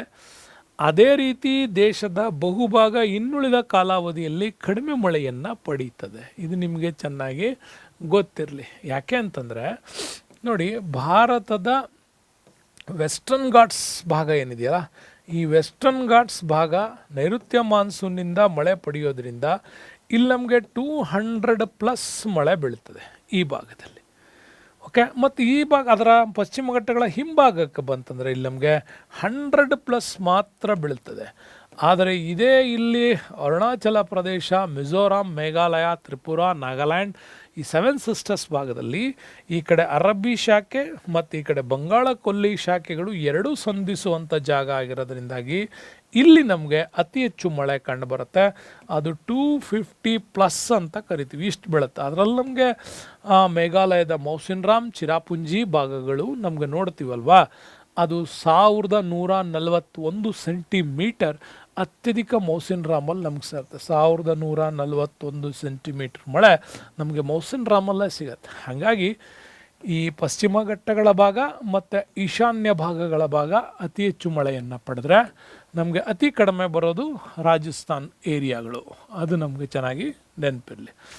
ನೆಕ್ಸ್ಟ್ ಬರೋಣ, ಮೇಲ್ಮೈ ನೀರಿನ ಎರಡನೇ ಪ್ರಮುಖ ಅಂತಂದರೆ ಮಳೆ ಆದಮೇಲೆ ನದಿಗಳು ಇಂಪಾರ್ಟೆಂಟು. ದೇಶದಲ್ಲಿ ನದಿ ವ್ಯವಸ್ಥೆ ತುಂಬ ಚೆನ್ನಾಗಿದೆ, ಹರಿಯುವ ಪ್ರಮಾಣ ಕೂಡ ಚೆನ್ನಾಗಿದೆ. 1869 ಬಿಲಿಯನ್ ಘನ ಮೀಟರ್, ಇದು ಬಿಲಿಯನ್ ಘನ ಮೀಟರ್ಗಳಂದು ಅಂದಾಜು ಮಾಡಲಾಗಿದೆ. 1869 ಬಿಲಿಯನ್ ಘನ ಮೀಟರ್ಸ್. ಅದರಲ್ಲಿ ನೀರು 690 ಬಿಲಿಯನ್ ಘನ ಮೀಟರು, ಅದರ ಅಂತರ್ಜಲ 433 ಬಿಲಿಯನ್ ಘನ ಮೀಟರ್ ಇದೆ. ಸುಮಾರು 1122 ಬಿಲಿಯನ್ ಘನ ಮೀಟರ್ ನೀರನ್ನು ಉಪಯೋಗಿಸಿಕೊಳ್ಳಬಹುದು ಅಂತ ಅಂದಾಜು ಮಾಡಲಾಗಿದೆ. ನೋಡಿ, 1869 ನಮ್ಮಲ್ಲಿ ಸೋರ್ಸ್ ಇದೆ ಅಲ್ವಾ, ಅದರಲ್ಲಿ 690 ನಮಗೆ ಮೇಲ್ಮೈ ಭಾಗದಲ್ಲಿ, ಅಂತರ್ಜಲದಲ್ಲಿ 433 ಸಿಗ್ತಾ ಇದೆ. ಇವೆರಡನ್ನೂ ಬಳಸ್ಕೊಂಡ್ರೆ ನಮಗೆ 1122 ಮಾತ್ರ ಬಳಸ್ತಾ ಇದ್ದೀವಿ. ಇದು ಇಂಪಾರ್ಟೆಂಟು. ಗಂಗಾ ನದಿಗಳಲ್ಲಿ, ಸಿಂಧೂ ನದಿಗಳಲ್ಲಿ, ಬ್ರಹ್ಮಪುತ್ರಗಳಲ್ಲಿ, ಕೃಷ್ಣ, ಗೋದಾವರಿ, ನರ್ಮದಾ, ಮಹಾನದಿ, ಕಾವೇರಿ ಎಲ್ಲ ನದಿಗಳಲ್ಲಿ ತುಂಬಿ ಹರಿತಾವೆ ನಮ್ಮಲ್ಲಿ. ಈ ನದಿಗಳ ಅಷ್ಟು ನೀರನ್ನು ವ್ಯವಸ್ಥಿತವಾಗಿ ಅಣೆಕಟ್ಟುಗಳನ್ನು ಕಟ್ಟಿ ಅವುಗಳನ್ನು ಬಳಕೆ ಮಾಡ್ಕೊಳ್ತಾ ಇಲ್ಲ. ಬಹಳಷ್ಟು ನೀರು ನಮ್ಮಲ್ಲಿ ಸಮುದ್ರಕ್ಕೆ ಹೋಗಿ ಸೇರ್ತಾ ಇದೆ. ಒಂದು ಕಡೆ ರಿಪೋರ್ಟ್ ಹೇಳ್ತಾರೆ ಕೇವಲ ಒಂದು 30% ಮಾತ್ರ ನೀರು ಬಳಕೆ ಮಾಡ್ತಾ ಇದ್ವಿ. ಈ ನದಿಗಳಲ್ಲಿ ಹರಿಯೋ 70% ಆಫ್ ವಾಟರು ಇದು ಸೀದಾನೇ ನಾವು ಸಮುದ್ರಕ್ಕೆ ಬಿಡ್ತಾ ಇದ್ದೀವಿ. ಉತ್ತರ ಭಾರತದಲ್ಲಿ ಸುಮಾರು 70% ನೀರು ಸಮುದ್ರಕ್ಕೆ ಹೋಗುತ್ತೆ ಅಂತ. ಮತ್ತು ಅವನು ಬಳಕೆ ಮಾಡಬೇಕಲ್ಲ ಅಂದರೆ ಆ ಪ್ರಮಾಣದ ನೀರಿನ ಬಳಕೆ ಮಾಡ್ಕೊಳ್ಳೋಕ್ಕೆ ನಮ್ಮಲ್ಲಿ ಆ ಥರದ ವ್ಯವಸ್ಥೆಗಳನ್ನು ಇನ್ನೂ ನಾವು ರೆಡಿ ಮಾಡ್ಕೊಂಡಿಲ್ಲ. ಅದು ಮಾಡ್ಕೊಳ್ಬೇಕು. ಅದಕ್ಕೆ ಇತ್ತೀಚಿನ ಸರ್ಕಾರಗಳು ಆ ಪ್ಲ್ಯಾನ್ಗಳನ್ನು ಮಾಡ್ತಾರೆ. ನದಿ ಜೋಡಣಾ ವ್ಯವಸ್ಥೆ, ಮೊರಾರ್ಜಿ ದೇಸಾಯಿ ಗೌರ್ಮೆಂಟಿಂದನೂ ಇದನ್ನೇ ಮಾತಾಡ್ತಾ ಇದ್ದೀವಿ ನಾವು. ಆವಾಗ ವಾಜಪೇಯಿಯವರು ಈ ದೇಶದ ನೀರಾವರಿ ಸಚಿವರಾಗಿದ್ದರು. ಆವಾಗ ನದಿ ಜೋಡಣಾ ವ್ಯವಸ್ಥೆ ಭಾಳ ದೊಡ್ಡ ಮಟ್ಟದಲ್ಲಿ ಚರ್ಚೆ ಆಯ್ತದು. ಸಿಂಧೂ ನದಿಯನ್ನು ಕಾವೇರಿ ತನಕ ಸೇರಿಸುವಂಥದ್ದು, ಅಂದರೆ ಗಂಗಾ ನದಿಯನ್ನು ಕಾವೇರಿ ನದಿಗೆ ಸೇರಿಸಬೇಕು, ಉತ್ತರ ಭಾರತ ದಕ್ಷಿಣ ಭಾರತ ನದಿಗಳನ್ನು ಜಾಯಿಂಟ್ ಮಾಡಬೇಕು ಅನ್ನುವಂಥ ಪ್ರಾಜೆಕ್ಟ್. ಅದು ಇನ್ನೂ ಸಕ್ಸಸ್ ಆಗಿಲ್ಲ. 1971-72ನಿಂದ ಮಾತಾಡ್ತಾ ಇರೋ ಮಾತುಕತೆ 2025 ಬಂದರೂ ಆಗಿಲ್ಲ. ಆಗಬೇಕು. ಆ ಥರ ಆದಾಗ ಭಾರತದಲ್ಲಿ ಮೇಲ್ಮೈ ಜಲ ಸಂಪನ್ಮೂಲ ಅತ್ಯಧಿಕ ಬಳಕೆ ಆದರೆ ತುಂಬಾ ಅದ್ಭುತವಾಗಿ ನಾವು ಬದಲಾವಣೆ ಮಾಡ್ಕೊಳ್ಳಿಕ್ಕೆ ಸಾಧ್ಯ ಅಂತ. ಹಾಗಾಗಿ ಜಲಸಂಪನ್ಮೂಲ ದೇಶದ ಸಮನಾಗಿ ಹಂಚಿಕೆ ಆಗಿಲ್ಲ. ಸುಮಾರು 60.65% ಮೇಲ್ಮೈ ಜಲ ಸಂಪನ್ಮೂಲ ಉತ್ತರ ಭಾರತ ನದಿಗಳಲ್ಲೇ ದೊರೆಯುತ್ತೆ ನಮಗೆ, 60%. ಇನ್ನು ಅದರಲ್ಲಿ 40% ಮಾತ್ರ ನಮಗೆ ಇತರ ನದಿ ವ್ಯವಸ್ಥೆಗಳಿಂದ ಸಿಗತ್ತೆ. ಇನ್ನು ಅಂತರ್ಜಲ ಸಂಪನ್ಮೂಲಕ್ಕೆ ನಾವು ಬಂತಂದರೆ ಭಾರತದಲ್ಲಿ ಪುನರ್ಭರ್ತಿಯಾಗುವ ಒಟ್ಟು ಅಂತರ್ಜಲದಲ್ಲಿ ಸುಮಾರು 433 ಬಿಲಿಯನ್ ಘನಮೀಟರ್ಗಳು ಮಾತ್ರ ಅಂಥೇಳಿ ನಾವು ಅಂದಾಜು ಮಾಡಲಾಗಿದೆ. ಸೊ ಈ ಅಂದಾಜು ನಮ್ಮಲ್ಲಿ ಬದಲಾವಣೆ ಆಗಬೇಕು. ಹಾಗಾಗಿ ನಮ್ಮಲ್ಲಿ ಸುಮಾರು 40% ಭಾಗದಷ್ಟು ದೇಶ ಅತಿ ಹೆಚ್ಚು ಸಾಮರ್ಥ್ಯ ಹೊಂದಿದ ಗಂಗಾ ನದಿ ಬಯಲಿನಲ್ಲೇ ಇದು ಹೆಚ್ಚಾಗಿ ನಮಗೆ ಕಂಡುಬರುತ್ತೆ. ಆ ನಂತರದಲ್ಲಿ ನಮ್ಮ ಗೋದಾವರಿ, ಬ್ರಹ್ಮಪುತ್ರ ನದಿ ವ್ಯವಸ್ಥೆಗಳಲ್ಲಿ ಕಂಡುಬರುತ್ತೆ. ಹಾಗಾಗಿ ರಾಜ್ಯಗಳಲ್ಲಿ ಉತ್ತರ ಪ್ರದೇಶಕ್ಕೆ ಬಂತಂದರೆ ಈ ಉತ್ತರ ಪ್ರದೇಶವೇ ಗರಿಷ್ಠ ಅಂತರ್ಜಲ ಸಾಮರ್ಥ್ಯವನ್ನು ಅಂದರೆ 40% ಬಳಕೆ ಮಾಡಿಕೊಳ್ತಾ ಇದೆ. ನಂತರ ಮಹಾರಾಷ್ಟ್ರ, ಆಂಧ್ರ ಪ್ರದೇಶ, ಮಧ್ಯಪ್ರದೇಶಗಳು ಈ ಅಂತರ್ಜಲದ ರಾಜ್ಯಗಳು ಅಂತ ಕೂಡ ಕಂಡುಬರ್ತವೆ. ಹಂಗೆ ಅತಿ ಹೆಚ್ಚು ಅಂತರ್ಜಲ ಸಾಮರ್ಥ್ಯ ನಮಗೆ ಯು ಪಿನಲ್ಲೇ ಕಂಡುಬರುತ್ತೆ. ಇನ್ನು ನಮಗೆ ಒಟ್ಟು ಒಂದು ಅಂದಾಜು ಪ್ರಕಾರ ನೋಡಿದ್ರೆ 37.24% ಲಭ್ಯವಿರತಕ್ಕಂಥ ಅಂತರ್ಜಲ ಸಂಪನ್ಮೂಲವನ್ನು ಈಗಾಗಲೇ ಅಭಿವೃದ್ಧಿಗೊಳಿಸಲಾಗಿದೆ. ಹಾಗಾಗಿ ನಮ್ಮಲ್ಲಿ ನೀರಾವರಿ ಸಾಮರ್ಥ್ಯವನ್ನು ಡೆವಲಪ್ಮೆಂಟ್ ಮಾಡಬೇಕು. ಏನು ನೀರಾವರಿ ಸಾಮರ್ಥ್ಯ ಅಂದರೆ ಭಾರತದಲ್ಲಿ ಲಭ್ಯವಿರ್ತಕ್ಕಂಥ ನೀರಿನ ಮೊತ್ತವನ್ನಾಧರಿಸಿ ಅಂತಿಮ ನೀರಾವರಿ ಸಾಮರ್ಥ್ಯ 139.9 ಮಿಲಿಯನ್ ಹೆಕ್ಟರ್ ಪ್ರದೇಶ ಅಂತೇಳಿ ಅಂದಾಜು ಮಾಡ್ತಾರೆ. ಇದರಲ್ಲಿ ಒಟ್ಟು ನೀರಾವರಿಗೊಳಪಟ್ಟ ಸಾಗುವಳಿ ಭೂಮಿ ನೋಡೋದಾದರೆ 75% ಮಾತ್ರ ಒಳಗೊಂಡಿದೆ. ಆದರೆ ಇನ್ನೂ ಸಂಪೂರ್ಣವಾಗಿ ನಮ್ಮಲ್ಲಿ ಆ ಒಂದು ನೀರಾವರಿ ಸಾಮರ್ಥ್ಯ ಇದ್ದರೂ ಕೂಡ ಆ ಭೂಮಿಗಳು ಬಳಕೆ ಮಾಡ್ಕೊಳ್ಳೋಕ್ಕಾಗಿಲ್ಲ. ಆದಾಗ್ಯೂ ಪಂಚವಾರ್ಷಿಕ ಯೋಜನೆಗಳಲ್ಲಿ ಮೊದಲಿಂದನೂ ಕೂಡ ಏನು ಮಾಡ್ತಾ ಇದ್ದಾರೆ ಅಂದರೆ ಈ ನೀರಾವರಿ ಸಾಮರ್ಥ್ಯವನ್ನು ಹೆಚ್ಚು ಮಾಡಬೇಕು ಅಂತ ಟ್ರೈ ಮಾಡ್ತಾನೆ ಇದ್ದೀವಿ. ಹಾಗಾಗಿ 22.2 ಮಿಲಿಯನ್ ಹೆಕ್ಟೇರ್ಗಳಿಗೆ ಮಾತ್ರ, ಇನ್ನು 2000 ಅಂತಿಮ ವೇಳೆಗೆ ಡಾಟಾ ಕಲೆಕ್ಟ್ ಮಾಡಿದ್ರು 62.3 ಮಿಲಿಯನ್ ಹೆಕ್ಟೇರ್ಗಳಿಗೆ ನಮ್ಮಲ್ಲಿ ಅದು ಹೆಚ್ಚಾಗಿದೆ. ಇನ್ನು ದೇಶದಲ್ಲಿ ಒಟ್ಟು ಬೆಳೆ ಬೆಳೆಯುವ ಪ್ರದೇಶದಲ್ಲಿ 44.2 ಭಾಗದಷ್ಟು ನೀರಾವರಿ ಕ್ಷೇತ್ರವನ್ನು ಹೆಚ್ಚಿಸುವ ಅಗತ್ಯ ಇದೆ. ಆದರೂ ಕೂಡ ನಮ್ಮಲ್ಲಿ ಭಾರತ ನೀರಾವರಿ ಕ್ಷೇತ್ರವನ್ನು ಹೊಂದಿರೋದರಲ್ಲಿ ಪ್ರಪಂಚದಲ್ಲೇ ಮೊದಲನೇ ದೇಶ ಅಂತ ಹೇಳ್ಬೋದು. ಇದನ್ನೇನಾದರೂ ನಾವು 100% ನೀರಾವರಿ ವ್ಯವಸ್ಥೆಗಳನ್ನು ಏನಾದರೂ ಕೃಷಿ ಭೂಮಿಗಳಿಗೆ ಮಾಡಿದ್ರೆ ಭಾರತ ಅತ್ಯಂತ ಸಂಪದ್ಭರಿತ ಕೃಷಿ ರಾಷ್ಟ್ರವಾಗಿ ಹೊರಹೊಮ್ಮಲಿಕ್ಕೆ ಸಾಧ್ಯ ಇದೆ. ನೀರಾವರಿ ಅಂದರೆ ಏನು ಅಂತ ನೋಡೋಣ. ಸಾಮಾನ್ಯವಾಗಿ ಸಸ್ಯಗಳು, ಬೆಳೆಗಳಿಗೆ ಕೃತಕವಾಗಿ ನೀರನ್ನು ಪೂರೈಸುವ ಕಲೆಯನ್ನು ನೀರಾವರಿ ಅಂತ ಕೂಡ ಕರಿತೀವಿ. ಅಂದರೆ ಕೃತಕವಾಗಿ ಮನುಷ್ಯ ಇಲ್ಲಿ ನೀರಾವರಿ ವ್ಯವಸ್ಥೆಯನ್ನು ಕಲ್ಪಿಸ್ಕೊಳ್ಳೋದು, ಕಾಲುವೆಗಳ ಮುಖಾಂತರ ಮಾಡಿಬಿಟ್ಟು ಅಣೆಕಟ್ಟುಗಳಿಂದ ಕಾಲುವೆಗಳ ಮುಖಾಂತರ ಹರಿಸ್ಕೊಳ್ಳೋದು, ಇನ್ನು ಬಾವಿಗಳನ್ನು ತೆಗೆದು ಹಾರಿಸ್ಕೊಳ್ಳೋದು, ಮತ್ತು ಬೋರ್ವೆಲ್ಗಳನ್ನು ಮಾಡಿ ಹಾರಿಸುವಂಥದ್ದು. ಈ ಥರದ ಕ್ರಮಗಳಿಂದಾಗಿ ನೀರನ್ನು ಬೆಳೆಯೋದಕ್ಕೆ ಅವನು ಪೂರೈಸ್ಕೊಂಡ್ರೆ ಅದನ್ನು ನೀರಾವರಿ ಅಂತ ಕರಿತೀವಿ. ಅಂದರೆ ಈ ಥರದ ಮೇಲ್ಮೈನ ಮಟ್ಟದಲ್ಲಿ ಸಿಗ್ತಕ್ಕಂಥ ನದಿ, ಜಲಾಶಯ, ಕೆರೆ, ಬಾವಿ ಇವುಗಳಿಂದ ಅಂತರ್ಜಲಗಳಿಂದ ನೀರನ್ನು ಕೃಷಿ ಭೂಮಿಗೆ ಪೂರೈಕೆ ಮಾಡೋದನ್ನು ಸಾಮಾನ್ಯವಾಗಿ ನಮ್ಮಲ್ಲಿ ಅಂತರ್ಜಲ ಅಂತ ಕೂಡ ಕರಿತೀವಿ. ಇದನ್ನು ನಾವು ಬಳಕೆ ಮಾಡ್ಕೊಂಡಾಗ, ಕೃಷಿಗಾಗಿ ಬಳಕೆ ಮಾಡ್ಕೊಂಡ್ರೆ ಅದನ್ನು ನೀರಾವರಿ ಕೃಷಿ ಅಂತ ಕೂಡ ಕರಿತೀವಿ. ಹಂಗಾರೆ ನೀರಾವರಿ ಅವಶ್ಯಕತೆ ನಾವು ನೋಡ್ತಾ ಹೋದರೆ ಯಾವುದೇ ಭೌಗೋಳಿಕ ಪ್ರದೇಶ ಆಗಿರಲಿ ಅಲ್ಲಿ ನೈಸರ್ಗಿಕ ಸಂಪನ್ಮೂಲಗಳ ಹಂಚಿಕೆಯಲ್ಲಿ ಸಮಾನತೆ ಇಲ್ಲ ಅಂತ ನಮಗೆ ಗೊತ್ತು. ಹಾಗಾಗಿ ಜಲಸಂಪನ್ಮೂಲಗಳ ಹಂಚಿಕೆಯಲ್ಲೂ ಕೂಡ ನಮಗದು ವ್ಯತ್ಯಾಸ ಕಾಣುತ್ತೆ. ಕೆಲವು ಪ್ರದೇಶಗಳಲ್ಲಿ ಶುಷ್ಕ ವಾಯುಗುಣವಿದ್ದರೆ ಮತ್ತು ಕೆಲವು ಪ್ರದೇಶಗಳಲ್ಲಿ ತೇವ ಮತ್ತು ಮಾಯ್ಶ್ಚರ್ ಅಂತ ಕರಿತೀವಲ್ಲ, ಆರ್ದ್ರತಾ ವಾಯುಗುಣ ಇರ್ತಕ್ಕಂಥದ್ದು ಕಂಡುಬರುತ್ತೆ. ಈ ರೀತಿ ಕ್ಲೈಮೆಟಿಕಲ್ ಝೋನ್ನಲ್ಲಿ ಕಂಡುಬರತಕ್ಕಂಥ ವ್ಯತ್ಯಾಸದಿಂದಾಗಿಯೇ ನಮ್ಮಲ್ಲಿ ಏನಾಗುತ್ತೆ, ಅಂಥ ಸಂದರ್ಭಗಳಲ್ಲಿ ವಾತಾವರಣ ಸರಿ ಇಲ್ಲ ಅಂದಾಗ ನಮ್ಮ ಪ್ರಾಥಮಿಕ ಅಗತ್ಯತೆಗಳನ್ನು ಈಡೇರಿಸ್ಕೊಳ್ಳೋದಕ್ಕಾಗಿ ಕೃತಕವಾಗಿ ಬೆಳೆಗಳಿಗೆ ನಾವು ನೀರನ್ನು ಕೊಡಬೇಕಾದ ಅನಿವಾರ್ಯತೆ ಬರುತ್ತೆ. ಹಾಗೆ ಕೃತಕವಾಗಿ ಬೆಳೆಗಳಿಗೆ ನೀರನ್ನು ಪೂರೈಸುವ ವ್ಯವಸ್ಥೆ ಮಾಡಿಕೊಳ್ಬೇಕು. ಹೀಗೆ ಮಾಡಿಕೊಳ್ಳೋದಕ್ಕಾಗಿಯೇ ಕೆಲವು ಕಾರಣಗಳಿಂದಾಗಿ ನೀರಾವರಿ ಸೌಲಭ್ಯ ತುಂಬ ಅವಶ್ಯಕ ಆಗತ್ತೆ. ಯಾಕೆಂದರೆ ಮಳೆ ನಮ್ಮಲ್ಲಿ ಅನಿಯಮಿತ ಸರಿಯಾಗಿ ಬರೋದಿಲ್ಲ. ನಿಯಮಿತವಾಗಿ ನಮ್ಮಲ್ಲಿ ಮಳೆ ಬರಲ್ಲ ಮತ್ತು ಅನಿಯಂತ್ರಿತ ಸರಿಯಾಗದು ನಿಯಂತ್ರಣವಾಗಿ ಬರೋದಿಲ್ಲ. ಹಾಗಾಗಿ ನಮ್ಮಲ್ಲಿ ನೀರಾವರಿ ಅಗತ್ಯ ಆಗತ್ತೆ. ನೆನ್ಪಿಟ್ಕೊಳ್ಳಿ, ಅತಿ ಹೆಚ್ಚು ಮಳೆಯಾಗುವ ರಾಜ್ಯ ಅಂತ ಬಂದರೆ ಅದು ಮೇಘಾಲಯ. ಮೇಘಾಲಯದಲ್ಲಿ ನಾವು ಆಗಲೇ ಹೇಳಿದ್ವಿ ಯಾವುದು, ಮೌಸಿನ್ ರಾಮ್ ಅಂತ. ಮೌಸಿರಾಮ್ 1141 ಸೆಂಟಿಮೀಟರ್ನಷ್ಟು ಇಲ್ಲಿ ಮಳೆ ಬೀಳುತ್ತದೆ. ಇನ್ನು ಅತ್ಯಂತ ಕಡಿಮೆ ಮಳೆ ಆಗ್ತಕ್ಕಂಥ ರಾಜ್ಯ ಯಾವುದು ಅಂತಂದರೆ ರಾಜಸ್ಥಾನದಲ್ಲಿ ಬರೋದು ರೂಯ್ಲಿ ಪ್ರದೇಶ ಬರುತ್ತೆ. 8 ಸೆಂಟಿಮೀಟರ್ ಪರ್ ಆ್ಯನಮ್ ಇದು. ಅಂದರೆ ಒಂದು ವರ್ಷಕ್ಕೆ 8 ಸೆಂಟಿಮೀಟರ್ ಅಷ್ಟು ಮಳೆ ಬೀಳತಕ್ಕಂಥದ್ದು ನಮ್ಮಲ್ಲಿ ರಾಜಸ್ಥಾನದ ರೂಯ್ಲಿ. ಅದೇ ನಮಗೆ ಗಂಗಾನಗರ ಅಂತ ಬರುತ್ತೆ, ನೆನ್ಪಿಟ್ಕೊಳ್ಳಿ. ಯಾವುದು, ಗಂಗಾನಗರ ಅತಿ ಹೆಚ್ಚು ಉಷ್ಣಾಂಶ, ಓಕೆ, ಅತಿ ಹೆಚ್ಚು ಉಷ್ಣಾಂಶ ದಾಖಲಾಗಿರುವ ಪ್ರದೇಶ ಯಾವುದು ಅಂದರೆ ರಾಜಸ್ಥಾನದ ಗಂಗಾನಗರ್ ಅಂತಲೂ ಕೂಡ ಅದನ್ನು ಕರಿತೀವಿ. ನೆಕ್ಸ್ಟ್ ಬರೋಣ, ನಮ್ಮಲ್ಲಿ ಮಳೆಯ ಸ್ವರೂಪಕ್ಕೆ ಬರೋಣ. ಅತಿ ಹೆಚ್ಚು ಮಳೆ ಬೀಳುವ ರಾಜ್ಯ ನೋಡಿದ್ವಿ ಮೇಘಾಲಯ, ಅತಿ ಕಡಿಮೆ ಮಳೆ ಬೀಳತಕ್ಕಂಥದ್ದು ರಾಜಸ್ಥಾನ್. ಓಕೆ, ಹಾಗಾಗಿ ರಾಜಸ್ಥಾನದಲ್ಲಿ ಅರಾವಳಿ ಬೆಟ್ಟಗಳ ಶ್ರೇಣಿ ಮತ್ತು ಪಶ್ಚಿಮ ಘಟ್ಟಗಳ ಹಿನ್ನಾಡು ವಲಯ ಇರೋದ್ರಿಂದಾಗಿ ಅರಾವಳಿ ಕಡಿಮೆ. ಮೇಘಾಲಯದಲ್ಲಿ ಯಾಕೆ ಹೆಚ್ಚಿಗೆ ಅಂತಂದರೆ ಈ ಕಡೆ ಬಂಗಾಳಕೊಲ್ಲಿ ಶಾಖೆ ಅರಬ್ಬಿ ಶಾಖೆಗಳು ಸಂಧಿಸುವ ಜಾಗ, ಮತ್ತು ಆ ಕಡೆ ಈಶಾನ್ಯ ಮಾರುತಗಳು ಕೂಡ ಆ ನಂತರದಲ್ಲಿ ಬರ್ತಕ್ಕಂಥದ್ದು. ಹಾಗಾಗಿ ವರ್ಷದ ಅವರೇಜ್ ರೈನ್ಫಾಲಲ್ಲಿ ನಾವು ನೋಡೋದಾದರೆ ಆ ಒಂದು 1141 ಸೆಂಟಿಮೀಟರ್ ಹೈಯೆಸ್ಟ್ ಬೀಳುತ್ತೆ. ನೆಕ್ಸ್ಟ್ ಬರೋಣ, ಅನಿಯಮಿತ ಅನಿಶ್ಚಿತತ ಕನಿಷ್ಠ ಮಳೆ ಬೀಳುವುದರಿಂದಾಗಿ ನೀರಿನ ಕೊರತೆ ಉಂಟಾಗ್ತದೆ.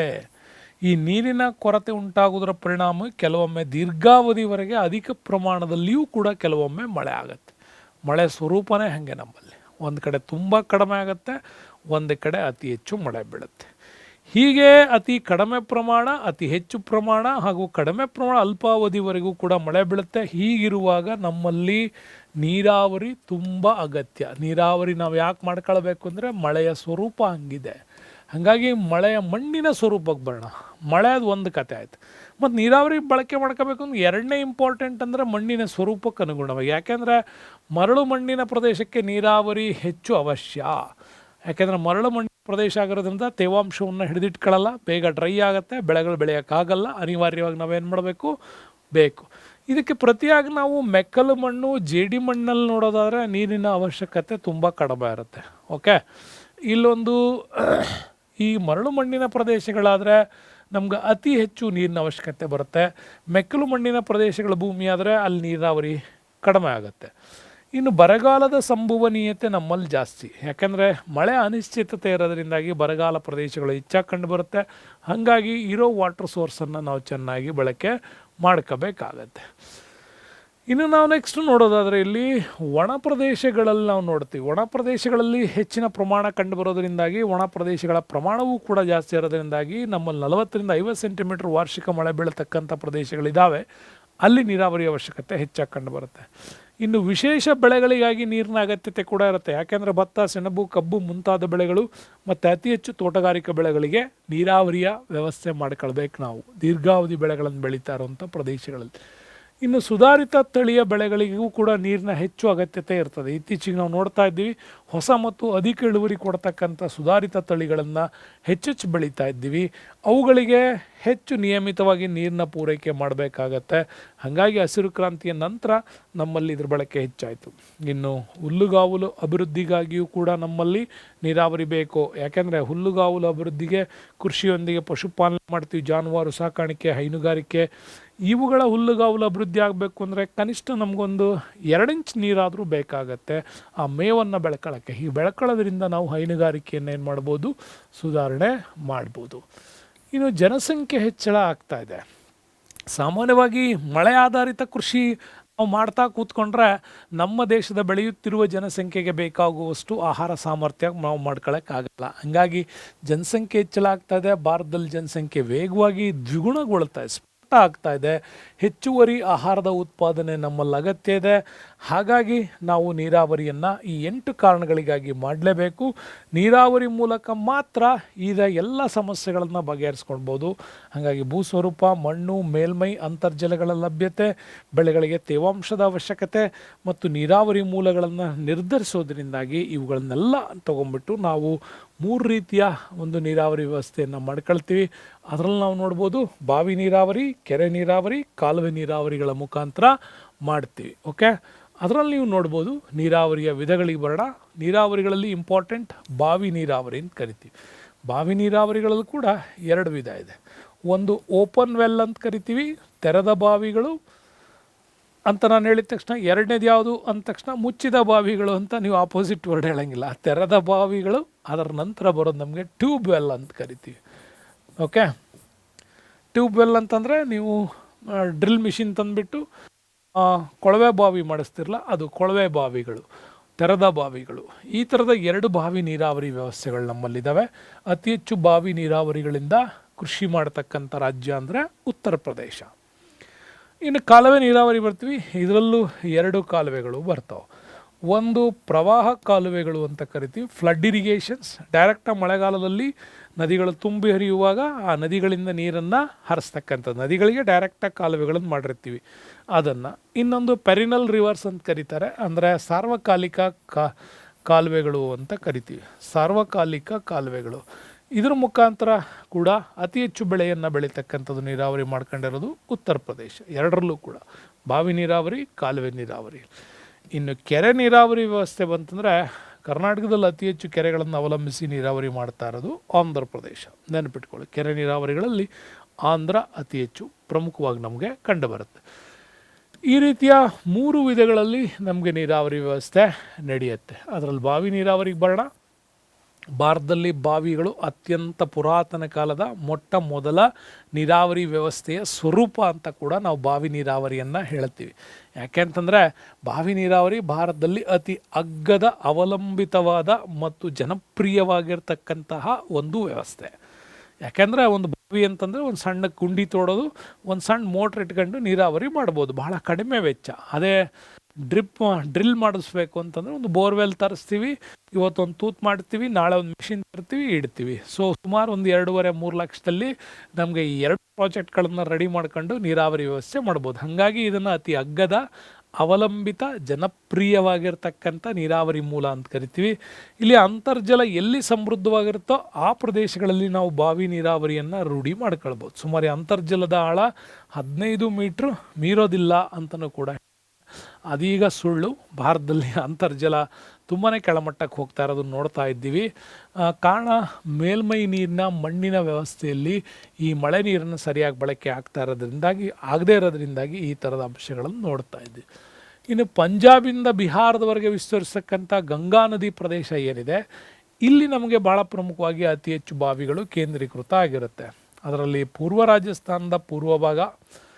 ಪೂರ್ವ ರಾಜಸ್ಥಾನದಲ್ಲಿ ಬರ್ತಕ್ಕಂಥ ಪೂರ್ವ ಭಾಗದ ಪ್ರದೇಶ ಅಂದರೆ ನಿಮಗೆ ನೋಡಿ,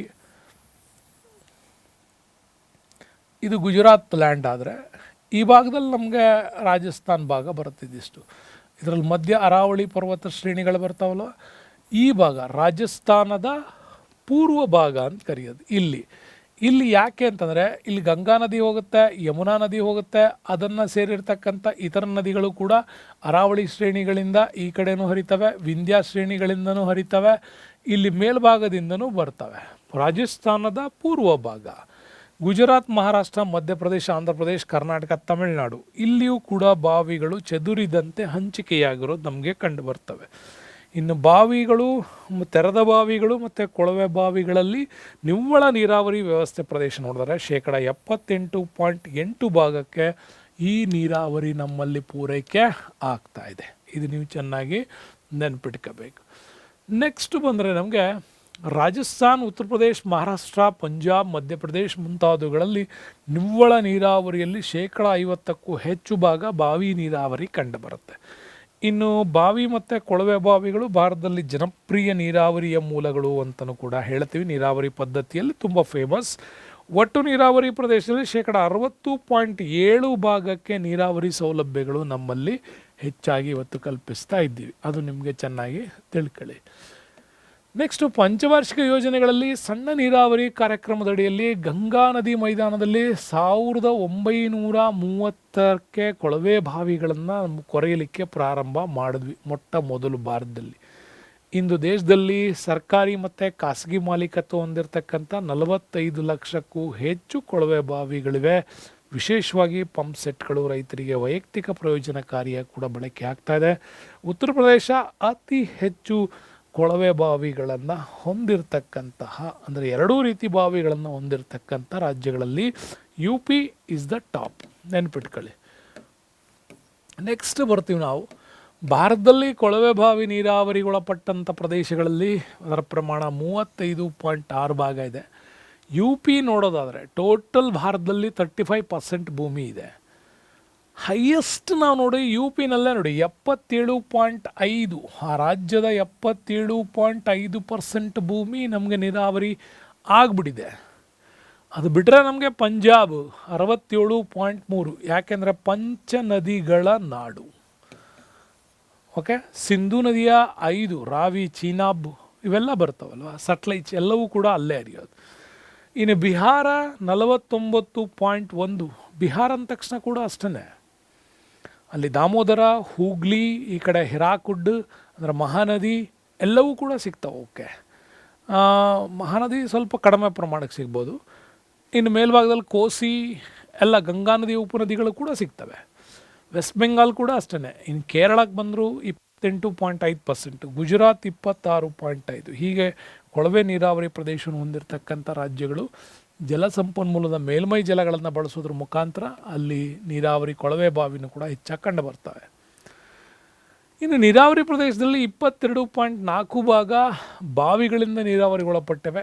ಗೋವಾ 73.9% ಬಾವಿ ನೀರಾವರಿ, ಮಹಾರಾಷ್ಟ್ರದಲ್ಲಿ 64, ರಾಜಸ್ಥಾನದಲ್ಲಿ 54, ಗುಜರಾತ್ 50, ತಮಿಳುನಾಡು 41, ಮಧ್ಯಪ್ರದೇಶ 37.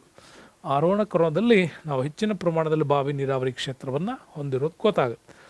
ಇನ್ನು 1950-51ನಲ್ಲಿ ನೀವು ನೋಡೋದಾದರೆ ಬಾವಿಗಳು ಮತ್ತು ಕೊಳವೆ ಬಾವಿಗಳ ನಿವ್ವಳ ನೀರಾವರಿ ಪ್ರದೇಶ 5.97 ಮಿಲಿಯನ್ ಹೆಕ್ಟೇರ್ಗಳಾಗಿದೆ. 2007-8ಕ್ಕೆ ನೋಡೋದಾದರೆ ಅದು 37%ಗೆ ಹೋಗಿದೆ.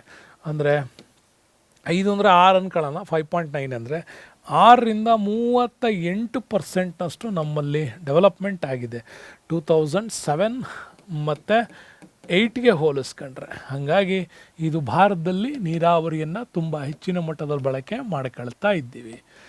ಇನ್ನು ಕೊಳವೆ ಬಾವಿ ನೀರಾವರಿ ವ್ಯಾಪಕವಾಗಿ ಎಲ್ಲೆಡೆ ಕೂಡ ಹಂಚಿಕೆ ಆಗ್ತಾ ಇದೆ. ಎಲ್ಲರೂ ಇದನ್ನು ಬಳಸೋದಕ್ಕೆ ಶುರು ಮಾಡ್ತಾ ಇದ್ದೀವಿ. ಹಾಗಾದ್ರೆ ಏನು ಕಾರಣ ಅಂತ ನೀವು ನೋಡೋದಾದರೆ, ಗ್ರಾಮೀಣ ಪ್ರದೇಶಗಳಲ್ಲಿ ವಿದ್ಯುತ್ ಸೌಲಭ್ಯ ಸಿಕ್ಕಿರೋದ್ರಿಂದಾಗಿ, ಅದರಲ್ಲೂ ಕೆಲವು ರಾಜ್ಯಗಳಲ್ಲಿ ಕೃಷಿಗಾಗಿ free pump set, free electricity. ಕರ್ನಾಟಕದಲ್ಲಿ ಬಂಗಾರಪ್ಪನವರು ಮುಖ್ಯಮಂತ್ರಿಯಾಗಿದ್ದಾಗ ಮಾಡಿದಂಥ ರೈತರ ಪಂಪ್ ಸೆಟ್ಗಳಿಗೆ ಉಚಿತ ವಿದ್ಯುತ್ ಇದ್ದಾಗ ಭಾಳಷ್ಟು ದೊಡ್ಡ ಮಟ್ಟದಲ್ಲಿ ಕರ್ನಾಟಕದಲ್ಲಿ ನೀರಾವರಿ ಕೃಷಿನಲ್ಲಿ ತುಂಬಾ ಕ್ರಾಂತಿಯಾಗಿದ್ದು ಆವಾಗಲೇ. ಫ್ರೀ ಕರೆಂಟ್ ಅಂದ ತಕ್ಷಣ ಸಣ್ಣ ಮತ್ತು ಮಧ್ಯಮ ರೈತ ವರ್ಗದಲ್ಲಿ ಪಂಪ್ ಸೆಟ್ಗಳನ್ನು ತಗೊಳ್ಳೋದಕ್ಕೂ ಕೂಡ ನಮ್ಮಲ್ಲಿ ರೈತರಿಗೆ ಸಬ್ಸಿಡಿಗಳು ಸಿಗ್ತಾ ಇರೋದ್ರಿಂದಾಗಿ ಇಲ್ಲಿ ಹೆಚ್ಚಾಗ್ತಾ ಇದೆ. ಇನ್ನು ಬಾವಿ ನೀರಾವರಿಯಲ್ಲಿ ಮಹತ್ತರವಾದಂಥ ಭಾರತದ ವಾಯುವ್ಯ ಭಾಗದಲ್ಲಿ ಹಸಿರು ಕ್ರಾಂತಿ ಯಶಸ್ವಿಯಾಗಲಿಕ್ಕೆ ತನ್ನ ಕೊಡುಗೆಯನ್ನು ನೀಡೋದು. ಅಂದರೆ ಭಾರತದ ವಾಯುವ್ಯ ಭಾಗ ಅಂತ ಹೇಳ್ತಾ ಇದ್ದೀನಿ ನಿಮಗೆ. ಸೊ ಭಾರತದ ವಾಯುವ್ಯ ಭಾಗದ ರಾಜ್ಯಗಳು ಅಂದರೆ ನಿಮಗೆ ಪಂಜಾಬ್, ಹರಿಯಾಣ, ಚಂಡೀಗಢ, ಮಧ್ಯಪ್ರದೇಶ, ಮಹಾರಾಷ್ಟ್ರ, ರಾಜಸ್ಥಾನ್, ಗುಜರಾತ್, UP, ಬಿಹಾರ್ ಈ ಭಾಗಗಳು. ಸೊ ಇಲ್ಲಿ ಹಸಿರು ಕ್ರಾಂತಿ ತುಂಬ ದೊಡ್ಡ ಮಟ್ಟದಲ್ಲಿ ಯಶಸ್ವಿಯಾಗಲಿಕ್ಕೆ ತನ್ನ ಕೊಡುಗೆಯನ್ನು ಕೊಟ್ಟಿರೋದೆ ಕೊಳವೆ ಬಾವಿಗಳು ಮತ್ತು ಓಪನ್ ವೆಲ್ಸ್ಗಳು. ಹಾಗಾಗಿ ಮಿತಿಮೀರಿದ ಅಂತರ್ಜಲದ ಬಳಕೆ ಆಗ್ತಾ ಇದೆ. ಭವಿಷ್ಯದಲ್ಲಿ ಹೀಗೆ ಅಂತರ್ಜಲ ಬಳಕೆಯಾದರೆ ನೀರಿನ ಅಭಾವ ಸೃಷ್ಟಿಯಾಗ್ತಕ್ಕಂಥದ್ದು ಇರ್ಬೋದು, ವಿದ್ಯುತ್ ಕೊರತೆ, ಡೀಸೆಲ್ ಬೆಲೆಯಲ್ಲಿನ ಏರಿಕೆ, ಕೊಳವೆ ಬಾವಿಗಳಲ್ಲಿ ನೀರಾವರಿಗಳಲ್ಲಿ ತೊಂದರೆಗಳು ಇತ್ತೀಚೆಗೆ ನಮಗೆ ಕಾಣಿಸ್ಕೊಳ್ತಾ ಇದೆ. ಯಾಕೆಂದರೆ ಭೂಮಿ ಮೇಲ್ಮೈ ಜಲವನ್ನು ನಾವು ಹೆಚ್ಚು ಸಂಗ್ರಹ ಮಾಡದೇ ಇರೋದ್ರಿಂದ ಆ ಸಮಸ್ಯೆ ಆಗ್ತಾ ಇದೆ. ಇನ್ನು ಎರಡನೇ ನೀರಾವರಿ ವ್ಯವಸ್ಥೆಗೆ ಬರೋಣ. ಸೆಕೆಂಡ್ ಟೈಪ್ಸ್ ಆಫ್ ಇರಿಗೇಷನ್ಸಿಗೆ ಬಂದರೆ ಅದರಲ್ಲಿ ಕಾಲುವೆ ನೀರಾವರಿ ತುಂಬ ಫೇಮಸ್ ಆಗಿ ದೊಡ್ಡ ಖರ್ಚಿನ ಸರ್ಕಾರಗಳೇ ಮಾಡಿಕೊಡ್ಬಹುದಾದಂತಹ ಯೋಜನೆಗಳಿವು. ಸಣ್ಣ ಪುಟ್ಟವ್ರು ಮಾಡ್ಕೊಳ್ಳೋಕ್ಕಾಗೋದಿಲ್ಲ. ಹಾಗಾಗಿ ಪ್ರಪಂಚದಲ್ಲಿ ವ್ಯಾಪಕವಾಗಿ ನೀರಾವರಿ ಕಾಲುವೆ ಜಾಲ ಉಳ್ಳಗಳ ದೇಶಗಳಲ್ಲಿ ಭಾರತ ಒಂದು. ಅದರಲ್ಲಿ ಕಾಲುವೆ ನೀರಾವರಿಯಲ್ಲಿ ದೇಶದಲ್ಲಿ 2ನೇ ಪ್ರಮುಖ ನೀರಾವರಿ ಮೂಲ ನಮ್ಮದು. ಹಾಗಾಗಿ ನಿವ್ವಳ ನೀರಾವರಿ ಪ್ರದೇಶದಲ್ಲಿ 37.8% ಭಾಗ ನಮಗೆ ಕಾಲುವೆ ನೀರಾವರಿಗಳಿಂದನೇ ಆಗಿರೋದು. ಟೋಟಲ್ 100% ಕಾಲುವೆ ನೀರಾವರಿ ಅಂದರೆ ನೀರಾವರಿ ಕೃಷಿನಲ್ಲಿ 37% ಕೃಷಿ ನಮಗೆ ಕಾಲುವೆ ನೀರಾವರಿಯಿಂದನೇ ಸಿಗ್ತಾ ಇದೆ. ಹಾಗಾಗಿ 1950-51ರಲ್ಲಿ ಇದು 8.3 ಇತ್ತು. ಈಗ 2007-8ರಲ್ಲಿ 1 ಡಬಲ್ ಆಗಿದೆ ಅನ್ಕೊಳ್ಳಿ. 8 ಇದ್ದಿದ್ದು 16ಕ್ಕೆ ಚೇಂಜ್ ಆಗಿದೆ 2007-8ರದ್ದು. ಇನ್ನೂ 10 ವರ್ಷ ನೀವು ಆ್ಯಡ್ ಮಾಡ್ಕೊಂಡ್ರೆ ಇನ್ನೂ ಅದರಲ್ಲಿ ಬದಲಾವಣೆಗಳನ್ನ ನಾವು ನೋಡ್ಬೋದು. ಇನ್ನು ಕಾಲುವೆ ನೀರಾವರಿಗಳಲ್ಲಿ ತಮಿಳುನಾಡು ನಮಗೆ ಟಾಪಲ್ಲಿ ಕಂಡು ಬರ್ತವೆ. ಯಾಕೆಂದರೆ ಮೊಟ್ಟ ಮೊದಲ ಕಾಲುವೆ ನೀರಾವರಿ ಕಟ್ಟೆ ಯೋಜನೆಗಳು ಬಂದಿದ್ದು ಕಲ್ಲೆಣ್ಣೈ ಅಣೆಕಟ್ಟು, ಭಾರತದ ಮೊಟ್ಟ ಮೊದಲದು ಚೋಳರ ಕಾಲದಲ್ಲಿ ನಿರ್ಮಾಣ ಆಗಿದ್ದಂಥ ಅಣೆಕಟ್ಟದು ತಮಿಳುನಾಡಲ್ಲಿ. ಹಾಗಾಗಿ ತಮಿಳುನಾಡಲ್ಲಿ ನೋಡ್ತೀವಿ, ಪಶ್ಚಿಮ ಬಂಗಾಳ, ಛತ್ತೀಸ್ಗಢ, ಗುಜರಾತ್ ರಾಜ್ಯಗಳಲ್ಲಿ ವಿಸ್ತಾರವಾಗಿರ್ತಕ್ಕಂಥ ಕಾಲುವೆ ನೀರಾವರಿಯನ್ನು ನೋಡ್ತೀವಿ. ಕಾಲುವೆಗಳಲ್ಲಿ 2 ವಿಧ. ಒಂದು ಪ್ರವಾಹ ಕಾಲುವೆಗಳು ಅಂತ ಕರಿತೀವಿ, ಇನ್ನೊಂದು ಪೆರಿನಲ್ಸ್ ರಿವರ್ಸ್. ಪೆರಿನಲ್ಸ್ ಆ್ಯಂಡ್ ನಾನ್ ಪೆರಿನಲ್ಸ್ ಅಂತ ಇಂಗ್ಲೀಷಲ್ಲಿ ಹೇಳ್ತಾರೆ, ಬಟ್ ಕನ್ನಡದಲ್ಲಿ ಪ್ರವಾಹ ಕಾಲುವೆಗಳು, ಫ್ಲಡ್ ಕ್ಯಾನಲ್ಸ್ ಅಂತ ಕರೀತಾರೆ. ಅಂದರೆ ನದಿಗಳು ತುಂಬಿ ಹರಿಯುವ ಸಂದರ್ಭದಲ್ಲಿ ನದಿಗಳಿಗೆ ಡೈರೆಕ್ಟಾಗಿ ಕಾಲುವೆಗಳನ್ನು ಮಾಡೋದು. ನದಿಗಳಲ್ಲಿ ನೀರು ತುಂಬಿ ಹರಿಯುವಾಗ ಮಾತ್ರ ಈ ಕಾಲುವೆಗಳಲ್ಲಿ ನೀರು ಹರಿಯುತ್ತೆ. ಹೀಗೆ ಈ ನೀರನ್ನು ಎಲ್ಲಿ ಮಳೆ ಕಡಿಮೆ ಬೀಳುತ್ತದೆ, ಎಲ್ಲಿ ಆ ಒಂದು ಹಳ್ಳಗಳಿಗೆ ನೀರಿರಲ್ಲ, ಅಂಥವುಗಳಿಗೆ ಈ ಮಳೆಗಾಲದ ಸಂದರ್ಭದಲ್ಲಿ ನೀರನ್ನು ತೆಗೆದುಕೊಂಡು ಹೋಗಿ ಕೊಡೋದು.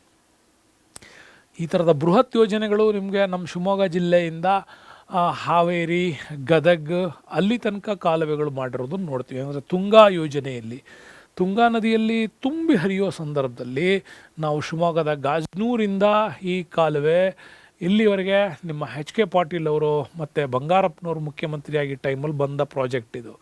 ಹಾಗಾಗಿ ಇಲ್ಲಿಂದ ಅಲ್ಲಿ ತನಕ ಹೋಯ್ತೀವಿ. ಇನ್ನು ಇತ್ತೀಚೆಗೆ ಎತ್ತಿನಹೊಳೆ ಕೂಡ ನೋಡ್ತಾ ಇದ್ದೀರಿ ನೀವು. ಇವೆಲ್ಲ ಏನಪ್ಪ ಅಂತಂದರೆ ಫ್ಲಡ್ ಕ್ಯಾನಲ್ಸ್ಗಳ ಮುಖಾಂತರ ನದಿಗಳು ತುಂಬಿ ಹರಿಯುವಾಗ ನದಿಗಳಿಗೆ ಆಣೆಕಟ್ಟುಗಳ ನಿರ್ಮಾಣ ಮಾಡದೇ ನೇರವಾಗಿ ನದಿಗಳಿಂದ ತೋಡಿದ ಕಾಲುವೆಗಳನ್ನು ಪ್ರವಾಹ ಕಾಲುವೆ ಅಂತ ಕರಿತೀವಿ. ಇವು ಮಳೆಗಾಲದಲ್ಲಿ ಮಾತ್ರ ಇವು ನೀರನ್ನು ಪೂರೈಸ್ತವೆ, ಬೇಸಿಗೆಯಲ್ಲಿ ಪೂರೈಸಲ್ಲ.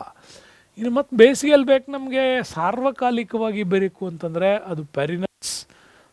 ಇದು ಸಾಮಾನ್ಯವಾಗಿ ನದಿಗಳಿಗೆ ಆಣೆಕಟ್ಟುಗಳನ್ನು ನಿರ್ಮಾಣ ಮಾಡಿಬಿಟ್ಟು ಇವುಗಳಿಗೆ ಮುಖ್ಯ ಕಾಲುವೆಗಳನ್ನು ರಚನೆ ಮಾಡಿ ಈ ಮುಖ್ಯ ಕಾಲುವೆಗಳಿಂದ ಸಬ್ ಕ್ಯಾನಲ್ಸ್ಗಳ ಮುಖಾಂತರ ನೀರನ್ನು ವರ್ಷದ ಎಲ್ಲ ಅವಧಿಯಲ್ಲೂ ಕೂಡ ಹರಿಯುವಂತೆ ಮಾಡೋದು. ಯಾಕೆಂದರೆ ಆಣೆಕಟ್ಟುಗಳಲ್ಲಿ ಇಲ್ಲಿ ನೀರು ಸಂಗ್ರಹ ಆಗಿರ್ತದೆ. ಹಾಗಾಗಿ ಕಾಲುವೆಗಳ ಮುಖಾಂತರ ನೀರನ್ನು ಕೃಷಿಗೆ ಒದಗಿಸ್ಬೋದು. ಹೀಗೆ ಒದಗಿಸೋದನ್ನು ನಾವು ಸಾರ್ವಕಾಲಿಕ ಕಾಲುವೆ, ಇಡೀ ವರ್ಷವೂ ಈ ಕಾಲುವೆಗಳಿಂದ ನೀರನ್ನು ಏನು ಮಾಡ್ಬೋದು, ಹರಿಸ್ಬೋದು. ಇನ್ನು ಇದರಲ್ಲಿ ಸಟ್ಲೇಜ್ ಗಂಗಾ ನದಿ ಮೈದಾನಗಳಲ್ಲಿ, ಪರ್ಯಾಯ ದ್ವೀಪದ ನದಿ ಮುಖಜ ಭೂಮಿಗಳಲ್ಲಿ ಕಾಲುವೆ ನೀರಾವರಿ ವ್ಯಾಪಕವಾಗಿ ಕಂಡುಬರುತ್ತೆ. ಭಾರತದಲ್ಲಿ ಕಾಲುವೆ ನೀರಾವರಿ ಒಳಪಟ್ಟ ಪ್ರದೇಶಗಳಲ್ಲಿ 79% ಭಾಗ UPನಲ್ಲೇ ಇದೆ. ಯಾಕೆಂದರೆ ಗಂಗಾ ನದಿ, ಯಮುನಾ ನದಿ ಸಂಗಮ ಕ್ಷೇತ್ರಗಳಲ್ಲಿರೋದ್ರಿಂದ ರಾಜಸ್ಥಾನ್, ಆಂಧ್ರ ಪ್ರದೇಶ್, ಅರುಣಾಚಲ್ ಪ್ರದೇಶ್, ಹರಿಯಾಣ, ಪಂಜಾಬ್, ಮಧ್ಯಪ್ರದೇಶ್, ಕರ್ನಾಟಕ, ಮಹಾರಾಷ್ಟ್ರ, ಒಡಿಸ್ಸಾ, ಬಿಹಾರ್ ರಾಜ್ಯಗಳಲ್ಲಿ ಕೂಡ ಈ ಒಂದು ಕಾಲುವೆಗಳ ಜಾಲ ನಮ್ಮಲ್ಲಿ ಕಂಡುಬರುತ್ತೆ. ಇನ್ನು ತಮಿಳುನಾಡು, ಪಶ್ಚಿಮ ಬಂಗಾಳ, ಛತ್ತೀಸ್ಗಢ, ಗುಜರಾತ್ ರಾಜ್ಯಗಳಲ್ಲಿ ಕಾಲುವೆ ನೀರಾವರಿ ಸಾಕಷ್ಟು ಅಭಿವೃದ್ಧಿಯಾಗಿರೋದು ನೋಡ್ತೀವಿ. ಭಾರತದಲ್ಲಿ UP ಅತ್ಯಂತ ಹೆಚ್ಚು ಕಾಲುವೆ ನೀರಾವರಿಯನ್ನು ಹೊಂದಿ ಭಾರತದಲ್ಲೇ ಮೊದಲನೇ ಸ್ಥಾನದಲ್ಲಿ ಇದು ನಮಗೆ ಕಂಡುಬರುತ್ತೆ. ಇನ್ನು ಕಾಲುವೆ ನೀರಾವರಿ ಹಲವು ಸಮಸ್ಯೆ ಕೂಡ ಇತ್ತೀಚಿನ ದಿನಗಳಲ್ಲಿ ಎದುರಿಸ್ತಾ ಇದೆ. ಯಾವುವು ಅಂದರೆ ವಸ್ತಿ ಹತ್ತುವಿಕೆ ಅಂತ ಕರಿತೀವಿ, ಅಂತರ್ಜಲ ಮಟ್ಟದಲ್ಲಿ ಹೆಚ್ಚಾಗೋದು, ಲೋಮನಾಳ ಅಂದರೆ ಕೆಪಲರಿ ಕ್ರಿಯೆಗಳಿಂದಾಗಿ ಮಣ್ಣಿನಲ್ಲಿ ಜೌಗು ಮತ್ತು ಕ್ಷಾರಾಂಶಗಳು ಹೆಚ್ಚಾಗ್ತಾ ಇರೋದು. ಯಾಕೆಂದರೆ ಜೌಗು ಪ್ರದೇಶಗಳು ನಿರ್ಮಾಣ ಆಗುತ್ತೆ ಅಣೆಕಟ್ಟುಗಳ ಹಿಂಭಾಗದಲ್ಲಿ. ಇದು ನಮ್ಮಲ್ಲಿ ಸಮಸ್ಯೆ ಇದೆ. ನೆಕ್ಸ್ಟ್ ಬರೋಣ, ಆಂಧ್ರ ಪ್ರದೇಶ ಫೇಮಸ್ ನೀರಾವರಿ ವ್ಯವಸ್ಥೆ ಕೆರೆ ನೀರಾವರಿ. ನೋಡಿ, ಇದು ಸ್ವಾಭಾವಿಕವಾಗಿ ಮಾನವ ನಿರ್ಮಿತವಾಗಿರ್ತಕ್ಕಂಥ ತಗ್ಗುಗಳು ಯು ಶೇಪಲ್ಲಿ ನದಿಯ ತೊರೆಗಳಿಗೆ, ಯು ಶೇಪಲ್ಲಿ ನದಿಯ ಹರಿತಕ್ಕಂಥ ಜರಿಗಳಿಗೆ ಅಡ್ಡಲಾಗಿ ನಾವು ಕಟ್ಕೊಳ್ತಕ್ಕಂಥದ್ದು. ಈ ಥರದಲ್ಲಿ ನಾವು ಕೆರೆಗಳನ್ನು ನಿರ್ಮಾಣ ಮಾಡ್ಕೊಳ್ತೀವಿ. ಈ ಕೆರೆಗಳಿಂದ ಮಳೆಯ ನೀರನ್ನು ಸಂಗ್ರಹಿಸಿ ಆ ಕೆರೆಗಳು ಉಂಟಾಗ್ತವೆ. ಇದನ್ನು ರೈತರು ತಮ್ಮ ವೈಯಕ್ತಿಕ ಮತ್ತು ರೈತ ಸಮುದಾಯ ಋತುಕಾಲಿಕ ಹೊಳೆಗಳಿಗೆ ಅಡ್ಡಲಾಗಿ ಒಡ್ಡುಗಳನ್ನು ಕಟ್ಬಿಟ್ಟು ಅಲ್ಲಿ ಕೆರೆಗಳನ್ನು ನಿರ್ಮಿಸಿ ನಂತರ ಪರ್ಯಾಯ ಪ್ರಸ್ಥ ಭೂಮಿಯಲ್ಲಿ ಈ ಥರದ ವ್ಯವಸ್ಥೆಗಳು ಪೂರ್ವ ಭಾಗಗಳಿಗೂ ಕೂಡ ನಮ್ಮಲ್ಲಿ ಎಕ್ಸ್ಟೆಂಡ್ ಆಗಿರೋದು ಕಂಡು ಬರ್ತಾ ಇದೆ. ಇನ್ನು ಕೆರೆಗಳ ನಿರ್ಮಾಣಕ್ಕೆ ಭೂ ಸ್ವರೂಪ ತುಂಬ ಅನುಕೂಲಕರ ಆಗಿದೆ. ಅದು ಆಂಧ್ರ ಪ್ರದೇಶ. 29.8% ಕೆರೆಗಳು ನಮಗೆ ಆಂಧ್ರ ಪ್ರದೇಶದಲ್ಲೇ ಕಂಡು ಬರ್ತವೆ. ತಮಿಳುನಾಡು ಮತ್ತು ಕರ್ನಾಟಕ ರಾಜ್ಯಗಳಲ್ಲೂ ಕೂಡ ಅದು ರೂಢಿಯಲ್ಲಿದೆ. ಇದಕ್ಕೆ ಅನುಕ್ರಮವಾಗಿ ಮೊದಲ 3 ಸ್ಥಾನಗಳನ್ನು ಪಡೆದುಕೊಂಡಿರೋದು ಇವೇನೆ. ಕೆರೆ ನೀರಾವರಿಗೊಳಪಟ್ಟ ಪ್ರದೇಶಗಳಲ್ಲಿ 66% ಭಾಗ ನಮ್ಮಲ್ಲಿ ಇವತ್ತು ಕೆರೆ ನೀರಾವರಿಯಲ್ಲಿ ಸರ್ವೈವ್ ಆಗ್ತಾ ಇದ್ದೀವಿ. ನೆಕ್ಸ್ಟ್ ಬಂದರೆ ಕೆರೆ ನೀರಾವರಿ ನಮಗಿನ್ನೂ ಸ್ವಲ್ಪ ಚೆನ್ನಾಗಿ ಕಂಡು ಬರೋದು UPನಲ್ಲಿ, ಮಧ್ಯಪ್ರದೇಶ್, ಬಿಹಾರ, ರಾಜಸ್ಥಾನಗಳಲ್ಲಿ ಕಂಡುಬರುತ್ತೆ. ಆದರೆ ಕೆರೆ ನೀರಾವರಿ ಭಾರತದ ಒಂದು ಪುರಾತನ ನೀರಾವರಿ ಪದ್ಧತಿ. ಇದನ್ನು ನೀವು ಮರಿಬಾರ್ದು. ಭಾರತದ ಅತ್ಯಂತ ಪುರಾತನ ನೀರಾವರಿ ಪದ್ಧತಿ ಯಾವುದು ಅಂದರೆ ಕೆರೆ ನೀರಾವರಿ. ಇದು ಕೆಲವು ನ್ಯೂನತೆಗಳಿಂದಾಗಿ ಕೆರೆ ನೀರಾವರಿ ಇತ್ತೀಚೆಗೆ ತುಂಬ ಕಡಿಮೆ ಆಗ್ತಾ ಇದೆ. ಆದರೂ ಪರವಾಗಿಲ್ಲ. 1960-61ನಲ್ಲಿ ಕೆರೆ ನೀರಾವರಿಗೊಳಪಟ್ಟ ಪ್ರದೇಶಗಳಲ್ಲಿ 4.6 ಬಿಲಿಯನ್ ಹೆಕ್ಟೇರ್ ಇತ್ತು. 2007-8ಕ್ಕೆ ಅದು 1.5 ಮಿಲಿಯನ್ ಹೋಗಿದೆ. ಕಾರಣ ಕೆರೆಗಳ ನಿರ್ಮಾಣ ನಮ್ಮಲ್ಲಿ ಕಡಿಮೆ. ಇರೋ ಕೆರೆಗಳನ್ನೆಲ್ಲ ಮುಚ್ಚಿ ಸ್ಮಾರ್ಟ್ ಸಿಟಿಗಾಗಿ ಬಳಸ್ತಾ ಇರೋದ್ರಿಂದಾಗಿ ಕೆರೆ ನೀರಾವರಿ ವ್ಯವಸ್ಥೆ ನಮ್ಮಲ್ಲಿ ಕಡಿಮೆ ಆಗಿದೆ. ಬೆಂಗಳೂರಲ್ಲಿ ಅಷ್ಟೊಂದು ಕೆರೆಗಳಿತ್ತು, ಈಗ ಇದಾವ ಅಂತಂದರೆ ಇಲ್ಲ, ಬಿಲ್ಡಿಂಗ್ಗಳಿರ್ತವೆ. ಕೆರೆ ಜಾಗನೆಲ್ಲ ಮುಚ್ಚಿ ಇವ್ರು ಬಿಲ್ಡಿಂಗ್ ಮಾಡ್ಕೊಂಡ್ಮೇಲೆ ಮಳೆ ಬಂದಾಗ ಇವರು ಭೂಮಿಯನ್ನೇನು ಮಟ್ಟ ಮಾಡಿರಲ್ಲ, ಇವ್ರು ಕೆರೆ ಅಷ್ಟೇ ಮಟ್ಟ ಮಾಡ್ಕೊಂಡಿರ್ತಾರೆ. ಹಾಗಾಗಿ ಹರಿಯೋ ನೀರೆಲ್ಲ ಹಿಂದೆ ಎಲ್ಲಿ ಕೆರೆ ಇತ್ತು ಆ ಭಾಗಕ್ಕೆ ಬರ್ತತಿ. ಇವ್ರು ಇಲ್ಲಿ ಮನೆ ಕಟ್ಕೊಂಡಿರ್ತಾರೆ. ಸೊ ಫ್ಲಾಟ್ಗಳಲ್ಲಿ ನೀರು, ಒಳಗಂಡಿ ನೀರು, ಅಲ್ಲಿ ನೀರು, ಇಲ್ಲಿ ನೀರು, ಮುಚ್ಚಿದವ್ರು ಯಾರು, ಕಟ್ಟದವ್ರು ಯಾರು, ಅವ್ರನ್ನ ಹಿಡ್ಕೊಂಬಂದು ಇಲ್ಲಿ ಕೇಳ್ಬೇಕು ನಾವು. ಓಕೆ, ಆದರೂ ನಮ್ಮಲ್ಲಿ ಒಟ್ಟು ನೀರಾವರಿ ಪ್ರದೇಶದ 3.2% ಮಾತ್ರ ಕೆರೆ ನೀರಾವರಿ ಇದೆ. ಇದರಲ್ಲಿ ಕೆಲವು ಅಂತರ್ಗತ ನ್ಯೂನ್ಯತೆಗಳಿಂದ ಕೆರೆ ನೀರಾವರಿ ಸಮಸ್ಯೆಗಳನ್ನು ಎದುರಿಸ್ತಾ ಇದೆ. ಒಂದು, ಕೆರೆಗಳು ಭಾಳ ಬೇಗ ಹೂಳು ತುಂಬಿಕೊಳ್ಳೋದ್ರಿಂದ ಈ ಹೂಳಿನ ತುಂಬಿಕೊಂಡಾಗ ನೀರಿನ ಸಂಗ್ರಹಣಾ ಸಾಮರ್ಥ್ಯ ಇದೆಯಲ್ಲ, ಆ ಸಂಗ್ರಹಣಾ ಸಾಮರ್ಥ್ಯ ಕಡಿಮೆ ಆಗುತ್ತೆ. ಅದನ್ನೆತ್ತಿ ಹೊಲಗಳಿಗೆ ಹೂಳುಗಳನ್ನು ಹಾಕಬೇಕು, ಅದು ಹಾಕುವ ಕ್ರಿಯೆ ಆಗದೆ ಇರೋದರಿಂದಾಗಿ ನೀರಿನ ಸಂಗ್ರಹಣ ಸಾಮರ್ಥ್ಯ ಕಡಿಮೆ ಇರೋದರಿಂದಾಗಿ ಕೆರೆ ಕೋಡಿ ಬೀಳೋದು, ಇನ್ನೊಂದು ಕಡೆ ಹರಿಯೋದು ಕಾಮನ್ ಆಗುತ್ತೆ. ಇನ್ನು ಭಾಳಷ್ಟು ಕೆರೆಗಳು ಋತುಕಾಲಿಕ ಮತ್ತು ಮಳೆ ಆಧಾರಿತವಾಗಿರೋದ್ರಿಂದಾಗಿ ಅಲ್ಲಿ ಜರಿಗಳ ಲಿಂಕ್ ಇಲ್ಲದೆ ಇರೋದ್ರಿಂದಾಗಿ ಅವು ಚಳಿಗಾಲ ಮತ್ತು ಬೇಸಿಗೆಯಲ್ಲಿ ಬತ್ತಿ ಹೋಗ್ತವೆ. ಇದರಿಂದ ಅವಲಂಬಿತವಾದಂಥ ನೀರಿನ ಮೂಲವಲ್ಲದೆ ಇರೋದಾಗಿ ಕೆರೆಗಳನ್ನು ಹಾಳು ಮಾಡ್ತಾ ಇದ್ದೀವಿ. ನೆಕ್ಸ್ಟು, ಕೆರೆಗಳು ಫಲವತ್ತಾದ ಜಮೀನನ್ನು ಆವರಿಸ್ಕೊಂಡಿರ್ತವೆ, ಅವು ಸಾಗುವಳಿಗೆ ತುಂಬ ಉಪಯೋಗವಾಗ್ತವೆ. ಹಾಗಾಗಿ ಕೆರೆ ಜಾಗವನ್ನು ಸಾಗುವಳಿ ಕನ್ವರ್ಟ್ ಮಾಡ್ತಾ ಇದ್ದೀವಿ. ಇನ್ನೂ ಇತರ ವಿಧಗಳಲ್ಲಿ ಇತ್ತೀಚಿನ ವರ್ಷಗಳಲ್ಲಿ ನೀರಾವರಿ ರೂಢಿಗೆ ಬರ್ತಾ ಇದೆ. ಅದರಲ್ಲಿ ಇಂಪಾರ್ಟೆಂಟು 3 ನೀರಾವರಿ ಜೊತೆಗೆ ಹೊಸದು ಸಿಂಪಡಣೆ, ಸ್ಪ್ರಿಂಕ್ಲರ್ ಮತ್ತು ಡ್ರಿಪ್ ಇರಿಗೇಷನ್ಸ್. ಕೊಳವೆ ಬಾವಿಗಳಿಗೆ ಅಥವಾ ಓಪನ್ ವೆಲ್ಗಳಿಗೆ ನೀರನ್ನು ಹಾಳು ಮಾಡಬಾರ್ದು ಅನ್ನೋ ಕಾರಣಕ್ಕಾಗಿ ಕಡಿಮೆ ನೀರಿಂದ ಹೆಚ್ಚು ತೇವಾಂಶವನ್ನು ಭೂಮಿಗೆ ಅಧಿಕ ವ್ಯಾಪ್ತಿ ಕೊಡಬಹುದು ಅಂತಂದರೆ ಅದು ಸಿಂಪಡಣಾ ವ್ಯವಸ್ಥೆ, ಸ್ಪ್ರಿಂಕ್ಲರ್ ಸಿಸ್ಟಮ್ಮು ಮತ್ತು ಡ್ರಿಪ್ ಇರಿಗೇಷನ್ಸ್ ಕೂಡ ಮಾಡ್ತಾಯಿದ್ವಿ. ಆ ಡ್ರಿಪ್ಪಲ್ಲೇ ಈಗ ಇಸ್ರೇಲ್ ಮಾಡೆಲ್ ಅಂತಲೂ ಕೂಡ ನಮ್ಮಲ್ಲಿ ಡೆವಲಪ್ಮೆಂಟ್ ಮಾಡ್ತಾ ಇದ್ದೀವಿ. ಸ್ಪ್ರಿಂಕ್ಲರ್ ಇರಿಗೇಷನ್ಸಿಗೆ ಬರೋಣ.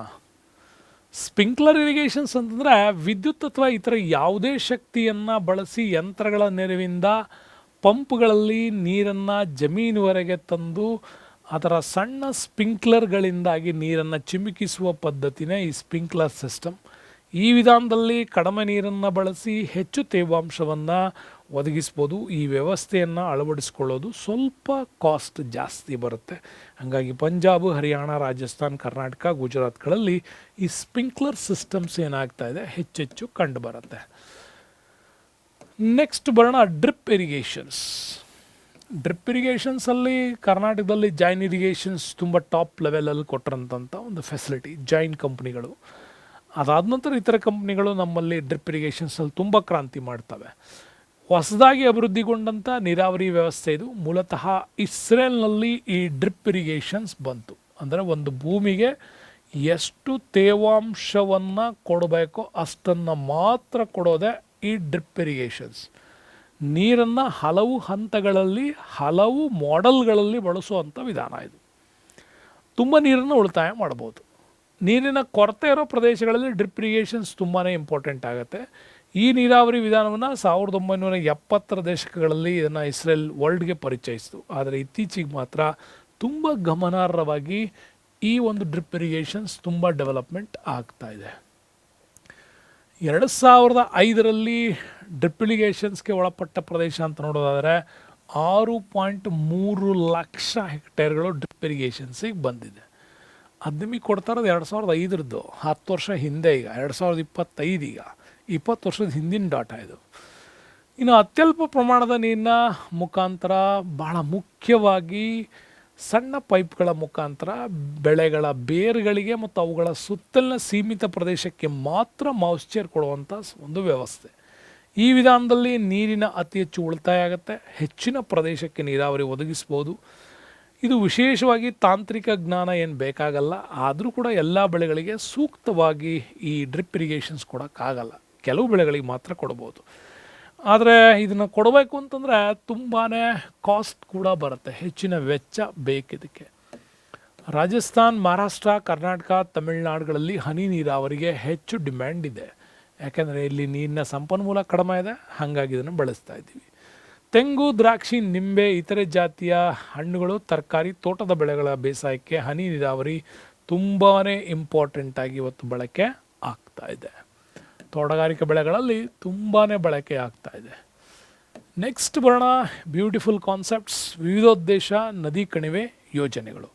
ಭಾರತದಲ್ಲಿ ನೀರನ್ನು ಹಲವು ಉದ್ದೇಶಗಳನ್ನು ಇಟ್ಕೊಂಡು ಒಂದು ಡ್ಯಾಮನ್ನು ಮಾಡಿ ಅಲ್ಲಿ ಹಲವು ಉದ್ದೇಶಗಳಿಗಾಗಿ ನೀರನ್ನು ಬಳಕೆ ಮಾಡ್ಕೊಳ್ಳೋದನ್ನೇ ವಿವಿಧೋದ್ದೇಶ ಯೋಜನೆಗಳು ಅಂತ ಕರಿತೀವಿ. ಈ ಯೋಜನೆಗಳಲ್ಲಿ ಪ್ರಮುಖ ಉದ್ದೇಶ ಏನಾಗಿರುತ್ತೆ ಅಂತಂದರೆ, ಅಲ್ಲಿನ ಕೃಷಿ ಭೂಮಿಗೆ ನೀರಾವರಿ ಪೂರೈಕೆ ಮಾಡೋದು, ಅಲ್ಲಿ ಜಲವಿದ್ಯುತ್ ತಯಾರು ಮಾಡೋದು, ಶಕ್ತಿ ಉತ್ಪಾದನೆ ಮಾಡೋದು, ಮತ್ತು ನದಿ ಪ್ರವಾಹಗಳನ್ನು ನಿಯಂತ್ರಣ ಮಾಡ್ಬೋದು, ಮಣ್ಣಿನ ಸಂರಕ್ಷಣೆ ಮಾಡ್ಬೋದು, ಅರಣ್ಯೀಕರಣ ಮಾಡೋದಕ್ಕೆ, ಕುಡಿಯುವ ನೀರಿನ ಪೂರೈಕೆಗಾಗಿ ಇರ್ಬೋದು, ಮತ್ತು ಜಲಸಂಚಾರ, ಮೀನುಗಾರಿಕೆ, ಮನರಂಜನೆ, ವನ್ಯಜೀವಿ ಸಂರಕ್ಷಣೆ, ಈ ಎಲ್ಲ ಉದ್ದೇಶಗಳಿಗಾಗಿ ನಾವು ಡ್ಯಾಮ್ ಕಟ್ಟಿ ಬಳಕೆ ಮಾಡೋದನ್ನೇ ವಿವಿಧೋದ್ದೇಶ ಯೋಜನೆಯ ಉದ್ದೇಶ ಅಂತ ಕರಿತೀವಿ. ಜೊತೆಗೆ ನೀರಾವರಿ ಪೂರೈಕೆ, ಜಲವಿದ್ಯುತ್ತು ಇವುಗಳ ಜೊತೆಗೆ ನಾವು ಪ್ರಾಣಿಗಳಿಗೆ ಆಹಾರ, ಜನರಿಗೆ ಉದ್ಯೋಗ ಕಲ್ಪಿಸೋದು ಇದು ಹೆಚ್ಚು. ಹಾಗಾಗಿ ಅಮೆರಿಕ ಸಂಯುಕ್ತ ಸಂಸ್ಥಾನದ ಅಡಿಯಲ್ಲಿ ನಮ್ಮಲ್ಲಿ ಟೆನೆನ್ಸಿ ನದಿ ಕಣಿವೆ ಯೋಜನೆ ಅಂತ ಕರಿತೀವಿ.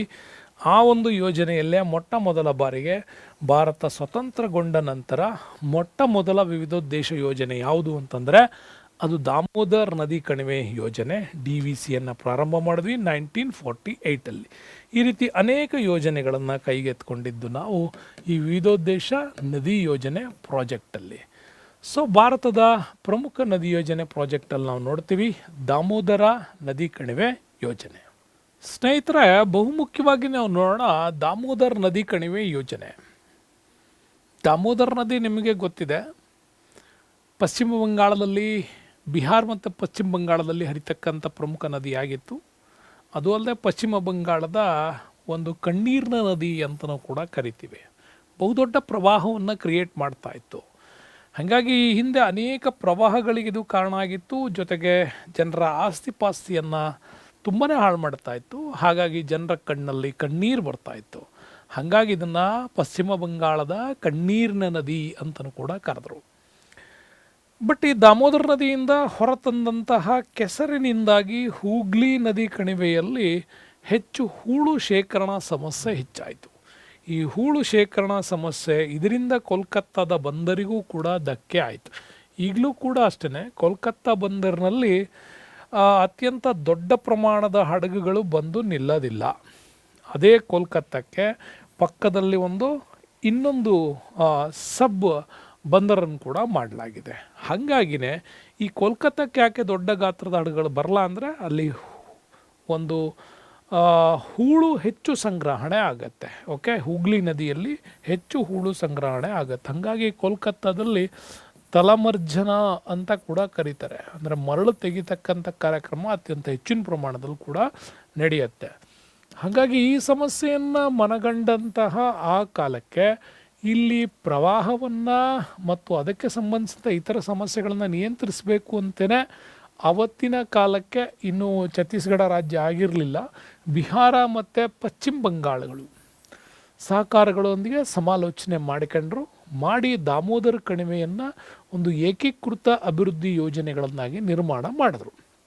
ಅದಕ್ಕಾಗಿ ಪ್ಲಾನ್ಗಳು ಬಂದಿದ್ದು ಅಮೆರಿಕ ಸಂಯುಕ್ತ ಸಂಸ್ಥಾನದಿಂದ. ಟೆನೆನ್ಸಿ ಯೋಜನೆಯ ಒಂದು ವ್ಯವಸ್ಥೆಯ ಮಾದರಿಯಲ್ಲಿ ವಿವಿಧೋದ್ದೇಶ ನದಿ ಕಣಿವೆ ಯೋಜನೆಯನ್ನು ರೂಪಿಸಲಾಯಿತು. ಭಾರತದ ಪ್ರಪ್ರಥಮ, ಸ್ವತಂತ್ರ ನಂತರ ಭಾರತದ ಪ್ರಪ್ರಥಮ ಅತ್ಯಂತ ಪ್ರಮುಖವಾದಂಥ ವಿವಿಧೋದ್ದೇಶ ನದಿ ಕಣಿವೆ ಯೋಜನೆ ಅಂತ ಕೂಡ ಇದನ್ನು ಕರೀಲಾಗತ್ತೆ. ಅದು ನಿಮಗೆ ಗೊತ್ತಿದೆ.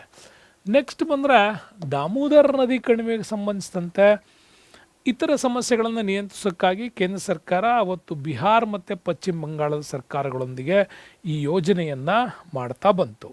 ಈ ಯೋಜನೆಗಳನ್ನು ಮಾಡೋದ್ರ ಮುಖಾಂತರವಾಗಿ ಭಾಳಷ್ಟು ಬದಲಾವಣೆಗಳನ್ನು ಕೂಡ ನಾವು ತರೋದ್ರ ಮುಖಾಂತರ ಇಲ್ಲಿ ಚೇಂಜ್ ಮಾಡ್ತಾ ಬಂದ್ವಿ. ಹಾಗಾಗಿ ಫೆಬ್ರವರಿ 1948ರಲ್ಲಿ ದಾಮೋದರ್ ನದಿ ಕಣಿವೆ ಸಂಸ್ಥೆ DVCಯನ್ನು ಸ್ಥಾಪನೆ ಮಾಡಿದ್ವಿ. ಈ ಯೋಜನೆ ಪ್ರಮುಖ ಉದ್ದೇಶಗಳೇನಾಗಿತ್ತು ಅಂದರೆ ಅದೇ ಸಮಸ್ಯೆಗಳನ್ನು ಬಗೆಹರಿಸೋದು, ಪ್ರವಾಹ ನಿಯಂತ್ರಣ, ನೀರಾವರಿ ಅಭಿವೃದ್ಧಿ, ಜಲವಿದ್ಯುತ್ ತಯಾರಿಕೆ, ಜಲಸಾರಿಗೆ, ಅರಣ್ಯೀಕರಣ, ಮಣ್ಣಿನ ಸವಕಳಿ ತಡೆಯೋದು, ಒಳನಾಡು ಮೀನುಗಾರಿಕೆ, ಮನರಂಜನಾ ಸೌಲಭ್ಯಗಳು, ಇದನ್ನೆಲ್ಲ ಕೊಡೋದು ಇದರ ಮುಖ್ಯ ಉದ್ದೇಶ ಆಗಿತ್ತು. ಹಾಗಾಗಿ ಪಶ್ಚಿಮ ಬಂಗಾಳ ಮತ್ತು ಬಿಹಾರ ರಾಜ್ಯಗಳು ಜಂಟಿಯಾಗಿ ಈ ಒಂದು ದಾಮೋದರ್ ಮತ್ತು ಅದರ ಉಪನದಿಗಳಿಗೆ ಈ ಯೋಜನೆಯನ್ನು ಮಾಡಿದ್ರು. ಈ ಯೋಜನೆಗೆ 4 ಅಣೆಕಟ್ಟುಗಳನ್ನು ಕಟ್ಟಿದ್ದಾರೆ, 3 ಜಲವಿದ್ಯುತ್ ಪ್ರಾಜೆಕ್ಟ್ಗಳನ್ನು ಮಾಡಿದ್ದಾರೆ, 3 ನೋಡಿ ಥರ್ಮಲ್ ಪವರ್ ಪ್ರಾಜೆಕ್ಟ್ಸ್ಗಳನ್ನು ಮಾಡಿದ್ದಾರೆ, 1 ನೀರಾವರಿ ಒಡ್ಡು ನಿರ್ಮಾಣಗಳನ್ನು ಕೂಡ ಮಾಡಿದ್ದಾರೆ.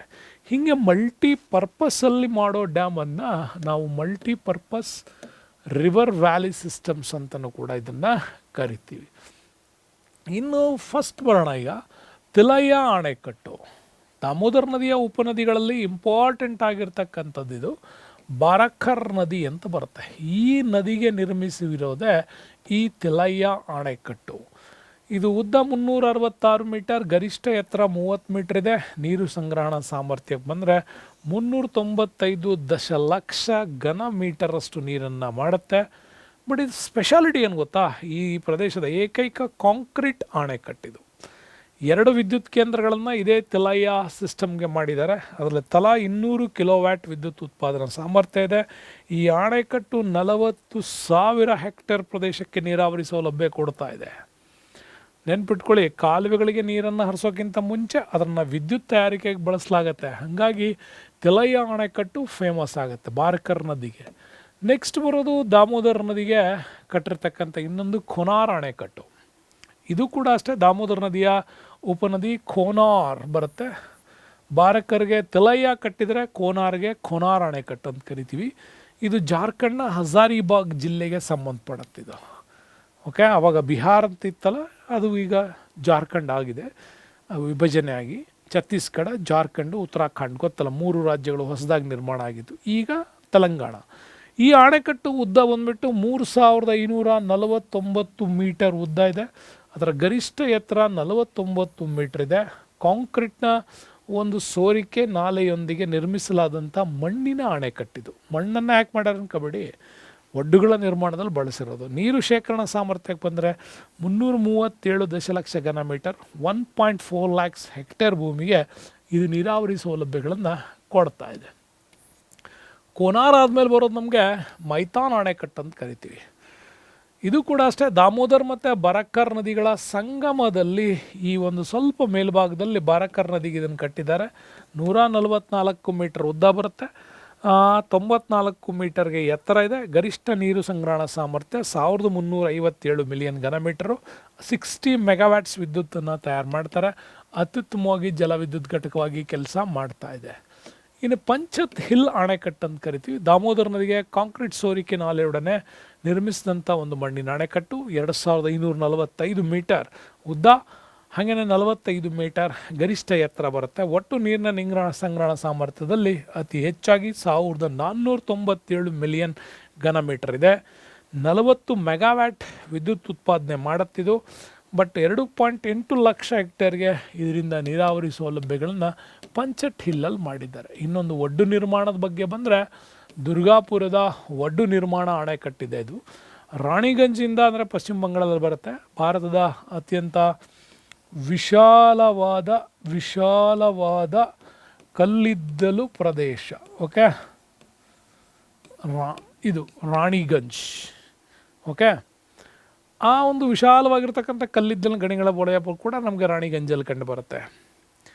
ಅದೇ ಪಶ್ಚಿಮ ಬಂಗಾಳದ ರಾಣಿಗಂಜಲ್ಲೇ ದುರ್ಗಾಪುರದ ಒಡ್ಡು ಅಂತೇಳಿ ಕಟ್ಟಲಾಗುತ್ತೆ. 23 ಕಿಲೋಮೀಟರ್ ದೂರ ಸ್ಥಳದಲ್ಲಿ ಜಲಾಶಯದೊಂದಿಗಿದೆ. ನೀರಾವರಿಗಾಗಿ ನೀರು ಸಂಗ್ರಹಿಸಲು ದಾಮೋದರ್ ನದಿಗೆ ಇದನ್ನು ನಿರ್ಮಾಣ ಮಾಡಿದರು.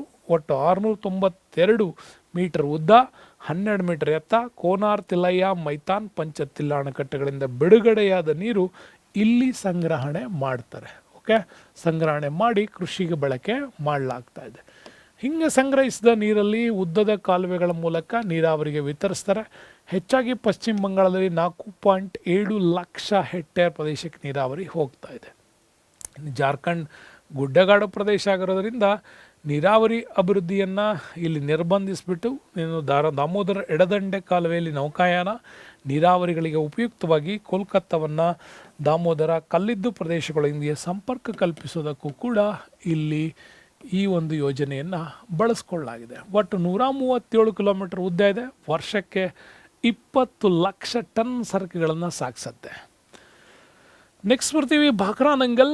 ನೋಡಿ, ಹೆಸರಲ್ಲೇ ನಿಮಗೆ ಎರಡು ರೀತಿ ಒಂದು ಭಾಕ್ರಾ, ಇನ್ನೊಂದು ನಂಗಲ್. ಪಂಜಾಬ್, ಹರಿಯಾಣ, ರಾಜಸ್ಥಾನ್ ರಾಜ್ಯಗಳಿಗೆ ಒಂದು ಸಂಯುಕ್ತ ಯೋಜನೆಯಾಗಿ ಹಿಮಾಚಲ್ ಪ್ರದೇಶದಲ್ಲಿ ಯಾವ ನದಿಗೆ, ಸಟ್ಲೇಜ್ ನದಿಗೆ 2 ಅಣೆಕಟ್ಟುಗಳನ್ನು ಕಳಿಸಿದ್ರು. ಒಂದು ಭಾಕ್ರಾ ಮತ್ತೊಂದು ನಂಗಲ್.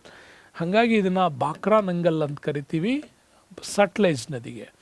ಸೊ ಹಿಮಾಚಲ್ ಪ್ರದೇಶದ ಸಟ್ಲೇಜ್ ನದಿಗೆ ಇದನ್ನು ಕಟ್ಟಲಾಗಿತ್ತು. 518 ಮೀಟರ್ ಉದ್ದ ಇದೆ, 226 ಮೀಟರ್ ಎತ್ತರ ಇದೆ.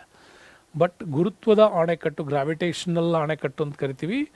ನಮ್ಮಲ್ಲಿ ಭಾಕ್ರಾ ಜಲಾಶಯ ನಿರ್ಮಾಣ ಆಗಿರೋದ್ರಿಂದಾಗಿ 1738 ಚದರ ಕಿಲೋಮೀಟರ್ ವಿಸ್ತೀರ್ಣ ಆವರಿಸಿತ್ತು. 9,867 ಮಿಲಿಯನ್ ಘನ ಮೀಟರ್ ನೀರು ಸಂಗ್ರಹಣ ಸಾಮರ್ಥ್ಯ ಇತ್ತು. ಇದಕ್ಕೆ ಒಂದು ಜಲಾಶಯವನ್ನು, ಹಿನ್ನೀರು ಜಲಾಶಯವನ್ನು ಕಟ್ಟಿದ್ರು. ಅದನ್ನೇ ಗೋವಿಂದ ಸಾಗರ ಅಂತ ಕೂಡ ಕರಿತೀವಿ. ಭಾಕ್ರಾ ನಂಗಲ್ನ ಹಿನ್ನೀರು ಜಲಾಶಯ ಯಾವುದು ಅಂತಂದರೆ ಅದು ಗೋವಿಂದ ಸಾಗರ.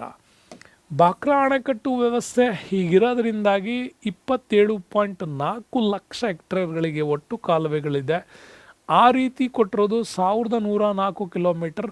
ಉಪನಾಲೆಗಳ ಉದ್ದ 3360 ಕಿಲೋಮೀಟರ್ ಇದೆ. ಈ ಕಾಲುವೆಗಳಿಂದ ಹರಿಯಾಣ, ರಾಜಸ್ಥಾನ್, ಪಂಜಾಬ್ನ ಕೆಲವು ಭಾಗಗಳಲ್ಲಿ 27.4 ಲಕ್ಷ ಹೆಕ್ಟೇರ್ಗಳಿಗೆ ನೀರಾವರಿ ಹೋಗ್ತಾ ಇದೆ. ಹಾಗಾಗಿ ಭಾಕ್ರಾ ನಂಗಲ್ ಉತ್ತರ ಭಾರತದಲ್ಲಿ ಇದು ಕೂಡ ಅತ್ಯಂತ ಪ್ರಮುಖವಾಗಿರ್ತಕ್ಕಂಥ ಒಂದು ಅಣೆಕಟ್ಟಿದೆ.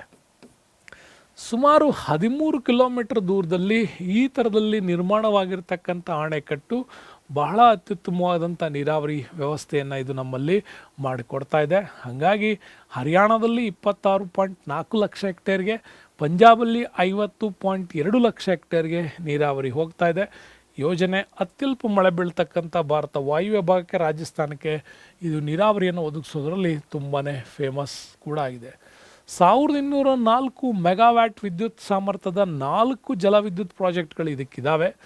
2 ಭಾಕ್ರಾ ಅಣೆಕಟ್ಟು ಮತ್ತು 2 ನಂಗಲ್ ಅಣೆಕಟ್ಟಿಗೆ. ಹಾಗಾಗಿ ಗಂಗೂವಾಲ ಮತ್ತು ಕೋಟ್ಲಾ ವೆರಿ ಇಂಪಾರ್ಟೆಂಟಾಗಿ ನಮಗೆ ಇಲ್ಲಿ ಯೋಜನೆಗಳು ಬರ್ತವೆ. ಪಂಜಾಬ್, ಹರಿಯಾಣ, ರಾಜಸ್ಥಾನ್ ಕೈಗಾರಿಕಾ ಪ್ರದೇಶಗಳು, ನಗರ ಪ್ರದೇಶಗಳು ಮತ್ತು ನೆರೆಯ ರಾಜ್ಯಗಳಿಗೆ ಜಲವಿದ್ಯುತ್ ಕೇಂದ್ರಗಳನ್ನು ಪೂರೈಕೆ ಮಾಡೋದ್ರ ಮುಖಾಂತರವಾಗಿ ತುಂಬಾ ಫೇಮಸ್ ಆಗಿದೆ. ಇನ್ನು 3ನೇ ಪ್ರಾಜೆಕ್ಟ್ ಅಂದರೆ ಅದು ಹಿರಾಕುಡ್. ಹಿರಾಕುಡ್ ಅಂದರೆ ನಿಮಗೆ ಗೊತ್ತಿರಲಿ, ಮಹಾನದಿಗಾಗಿ ಯೋಜನೆಯನ್ನು ಕಟ್ಟಲಾಗಿದೆ ಒಡಿಶಾದಲ್ಲಿ. ಹಾಗಾಗಿ ಮಹತ್ವಾಕಾಂಕ್ಷಿ ಯೋಜನೆ. ಒಡಿಶಾದಲ್ಲಿ 3 ವಿವಿಧ ಸ್ಥಳಗಳಲ್ಲಿ ಮಹಾನದಿಗೆ ಅಣೆಕಟ್ಟು ಕಟ್ಟಲಾಗಿದೆ. ಒಂದು ಸಂಬಲ್ಪುರದಿಂದ 9.7 ಕಿಲೋಮೀಟರ್ ದೂರದಲ್ಲಿ ಹಿರಾಕುಡ್ ಅಂತಕ್ಕಂಥ ಒಂದು ಮಹಾನದಿಗೆ ಮೇಲ್ಕಣಿವೆಯಲ್ಲಿ ನಿರ್ಮಾಣ ಮಾಡಿರ್ತಕ್ಕಂಥ ಅಣೆಕಟ್ಟು 4800 ಮೀಟರ್ ಉದ್ದ. ಭಾರತದ ಅತ್ಯಂತ ಉದ್ದವಾದ ಅಣೆಕಟ್ಟು ಯಾವುದು ಅಂತಂದರೆ ಅದು ಹಿರಾಕುಡ್.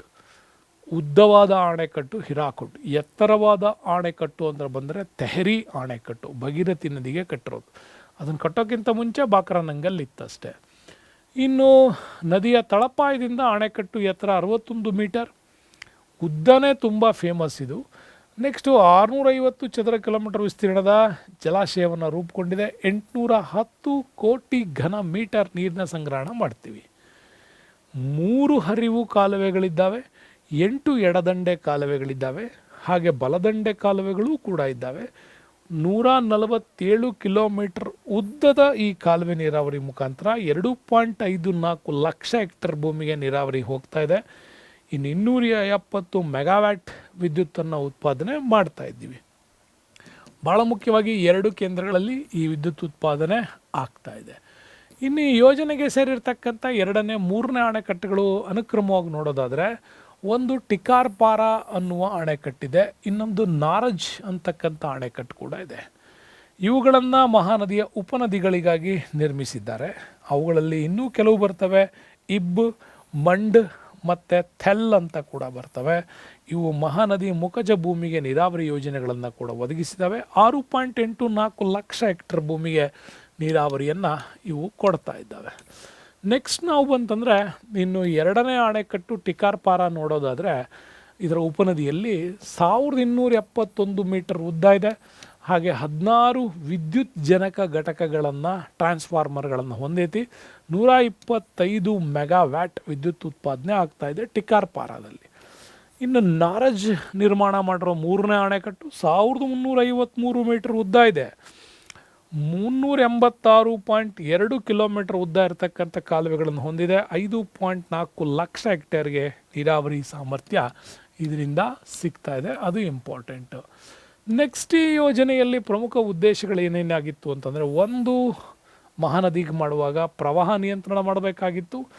2, ನೀರಾವರಿ ಉದ್ದೇಶಗಳನ್ನು ಡೆವಲಪ್ಮೆಂಟ್ ಮಾಡಬೇಕಾಗಿತ್ತು. ಜಲವಿದ್ಯುತ್ ಉತ್ಪಾದನೆ ಮಾಡಬೇಕಾಗಿತ್ತು. ನೌಕಾಯಾನ ಹಾಗೆ ಮನರಂಜನಾ ಸೌಲಭ್ಯಗಳನ್ನು ಅರಣ್ಯೀಕರಣ ಮಾಡೋದಕ್ಕೂ ಕೂಡ ಈ ಯೋಜನೆಗಳನ್ನು ಉದ್ದೇಶಿಸಿದ್ದಾರೆ. ನೆಕ್ಸ್ಟ್ ಬರೋಣ, ಕರ್ನಾಟಕದ very important multi river valley ಪ್ರಾಜೆಕ್ಟ್ಸಲ್ಲಿ ನಾವು ನೋಡೋದಾದರೆ ಕೃಷ್ಣ ಮೇಲ್ದಂಡೆ ಯೋಜನೆ. ಕೃಷ್ಣ ಎಡದಂಡೆ ಬಲದಂಡೆ ಇವೆಲ್ಲ ನೋಡ್ತೀವಿ. ಉತ್ತರ ಕರ್ನಾಟಕ ಮತ್ತು ದಕ್ಷಿಣ ಕರ್ನಾಟಕಗಳಿಗೆ ಒಂದು ಸಂಪರ್ಕ ಮಾಡಿರ್ತಕ್ಕಂಥದ್ದು. ಇಲ್ಲಿಂದ ತುಂಗಾ ಭದ್ರಾ ನದಿಗಳು, ಅಲ್ಲಿ ಕೃಷ್ಣ, ಇವೆರಡೂ ಕೂಡ ಕವರ್ ಮಾಡ್ತಾವೆ. ಹಾಗಾಗಿ ಉತ್ತರ ಕರ್ನಾಟಕದಲ್ಲಿ ಕೃಷ್ಣಾ ನದಿಗೆ ನಿರ್ಮಿಸಿರ್ತಕ್ಕಂಥ ಅತಿ ದೊಡ್ಡ ವಿವಿಧೋದ್ದೇಶ ಯೋಜನೆ ಇದು.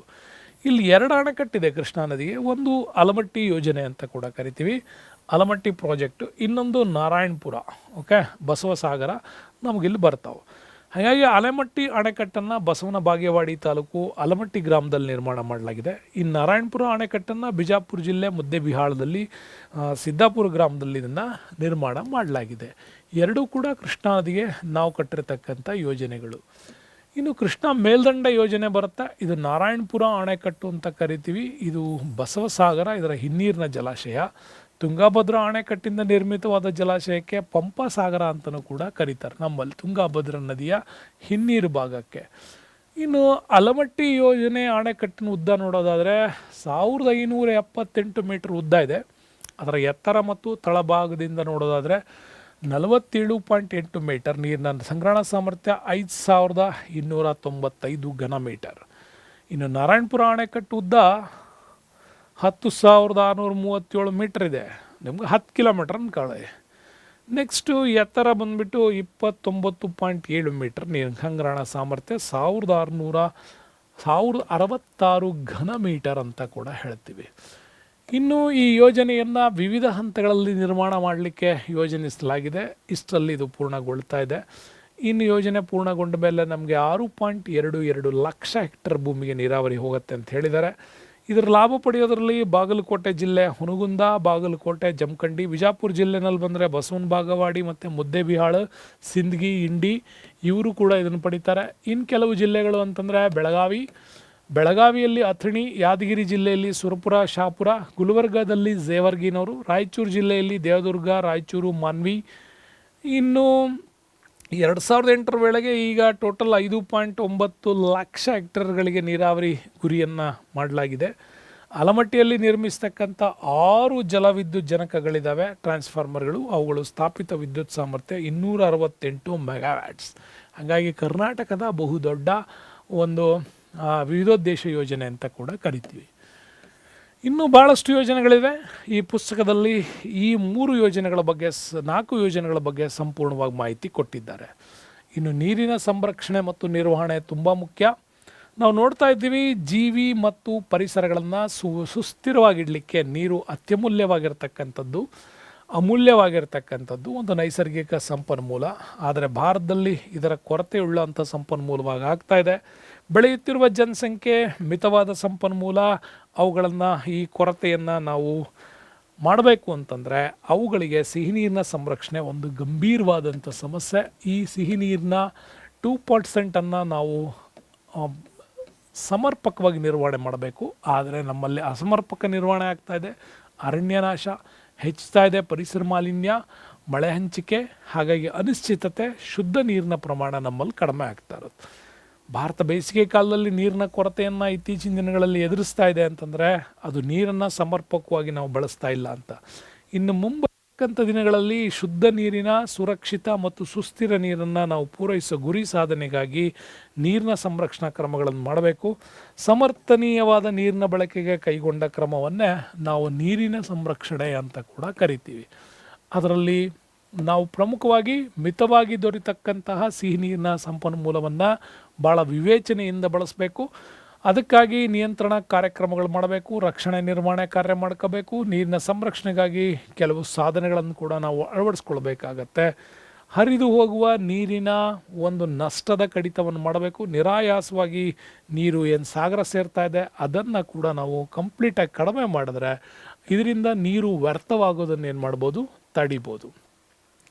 ಇನ್ನು ನೀರನ್ನು ಮಣ್ಣಿನೊಳಗೆ ಪ್ರವೇಶಿಸೋದಕ್ಕೆ ಅನುವು ಮಾಡಿಕೊಡ್ಬೇಕು. ಅಂದರೆ ಓಡ್ತಾ ಇರೋ ನೀರನ್ನು ನಿಲ್ಲಿಸೋದಕ್ಕೆ ಹೊಲಗಳಲ್ಲಿ ಟ್ರೈ ಮಾಡಬೇಕು, ಬದುಗಳನ್ನು ಹಾಕಬೇಕು, ಅಂತರ್ಜಲ ಪ್ರಮಾಣವನ್ನು ಹೆಚ್ಚು ಮಾಡ್ತಾ ಹೋಗ್ಬೋದು. ಆದರೆ ಅದನ್ನು ನಾವು ಮಾಡದೇ ಇರೋದ್ರಿಂದಾಗಿ ಸಾಕಷ್ಟು ಇದರಲ್ಲಿ ಏನಾಗ್ತಾ ಇದೆ, ಕಡಿಮೆ ಆಗ್ತಾ ಇದೆ.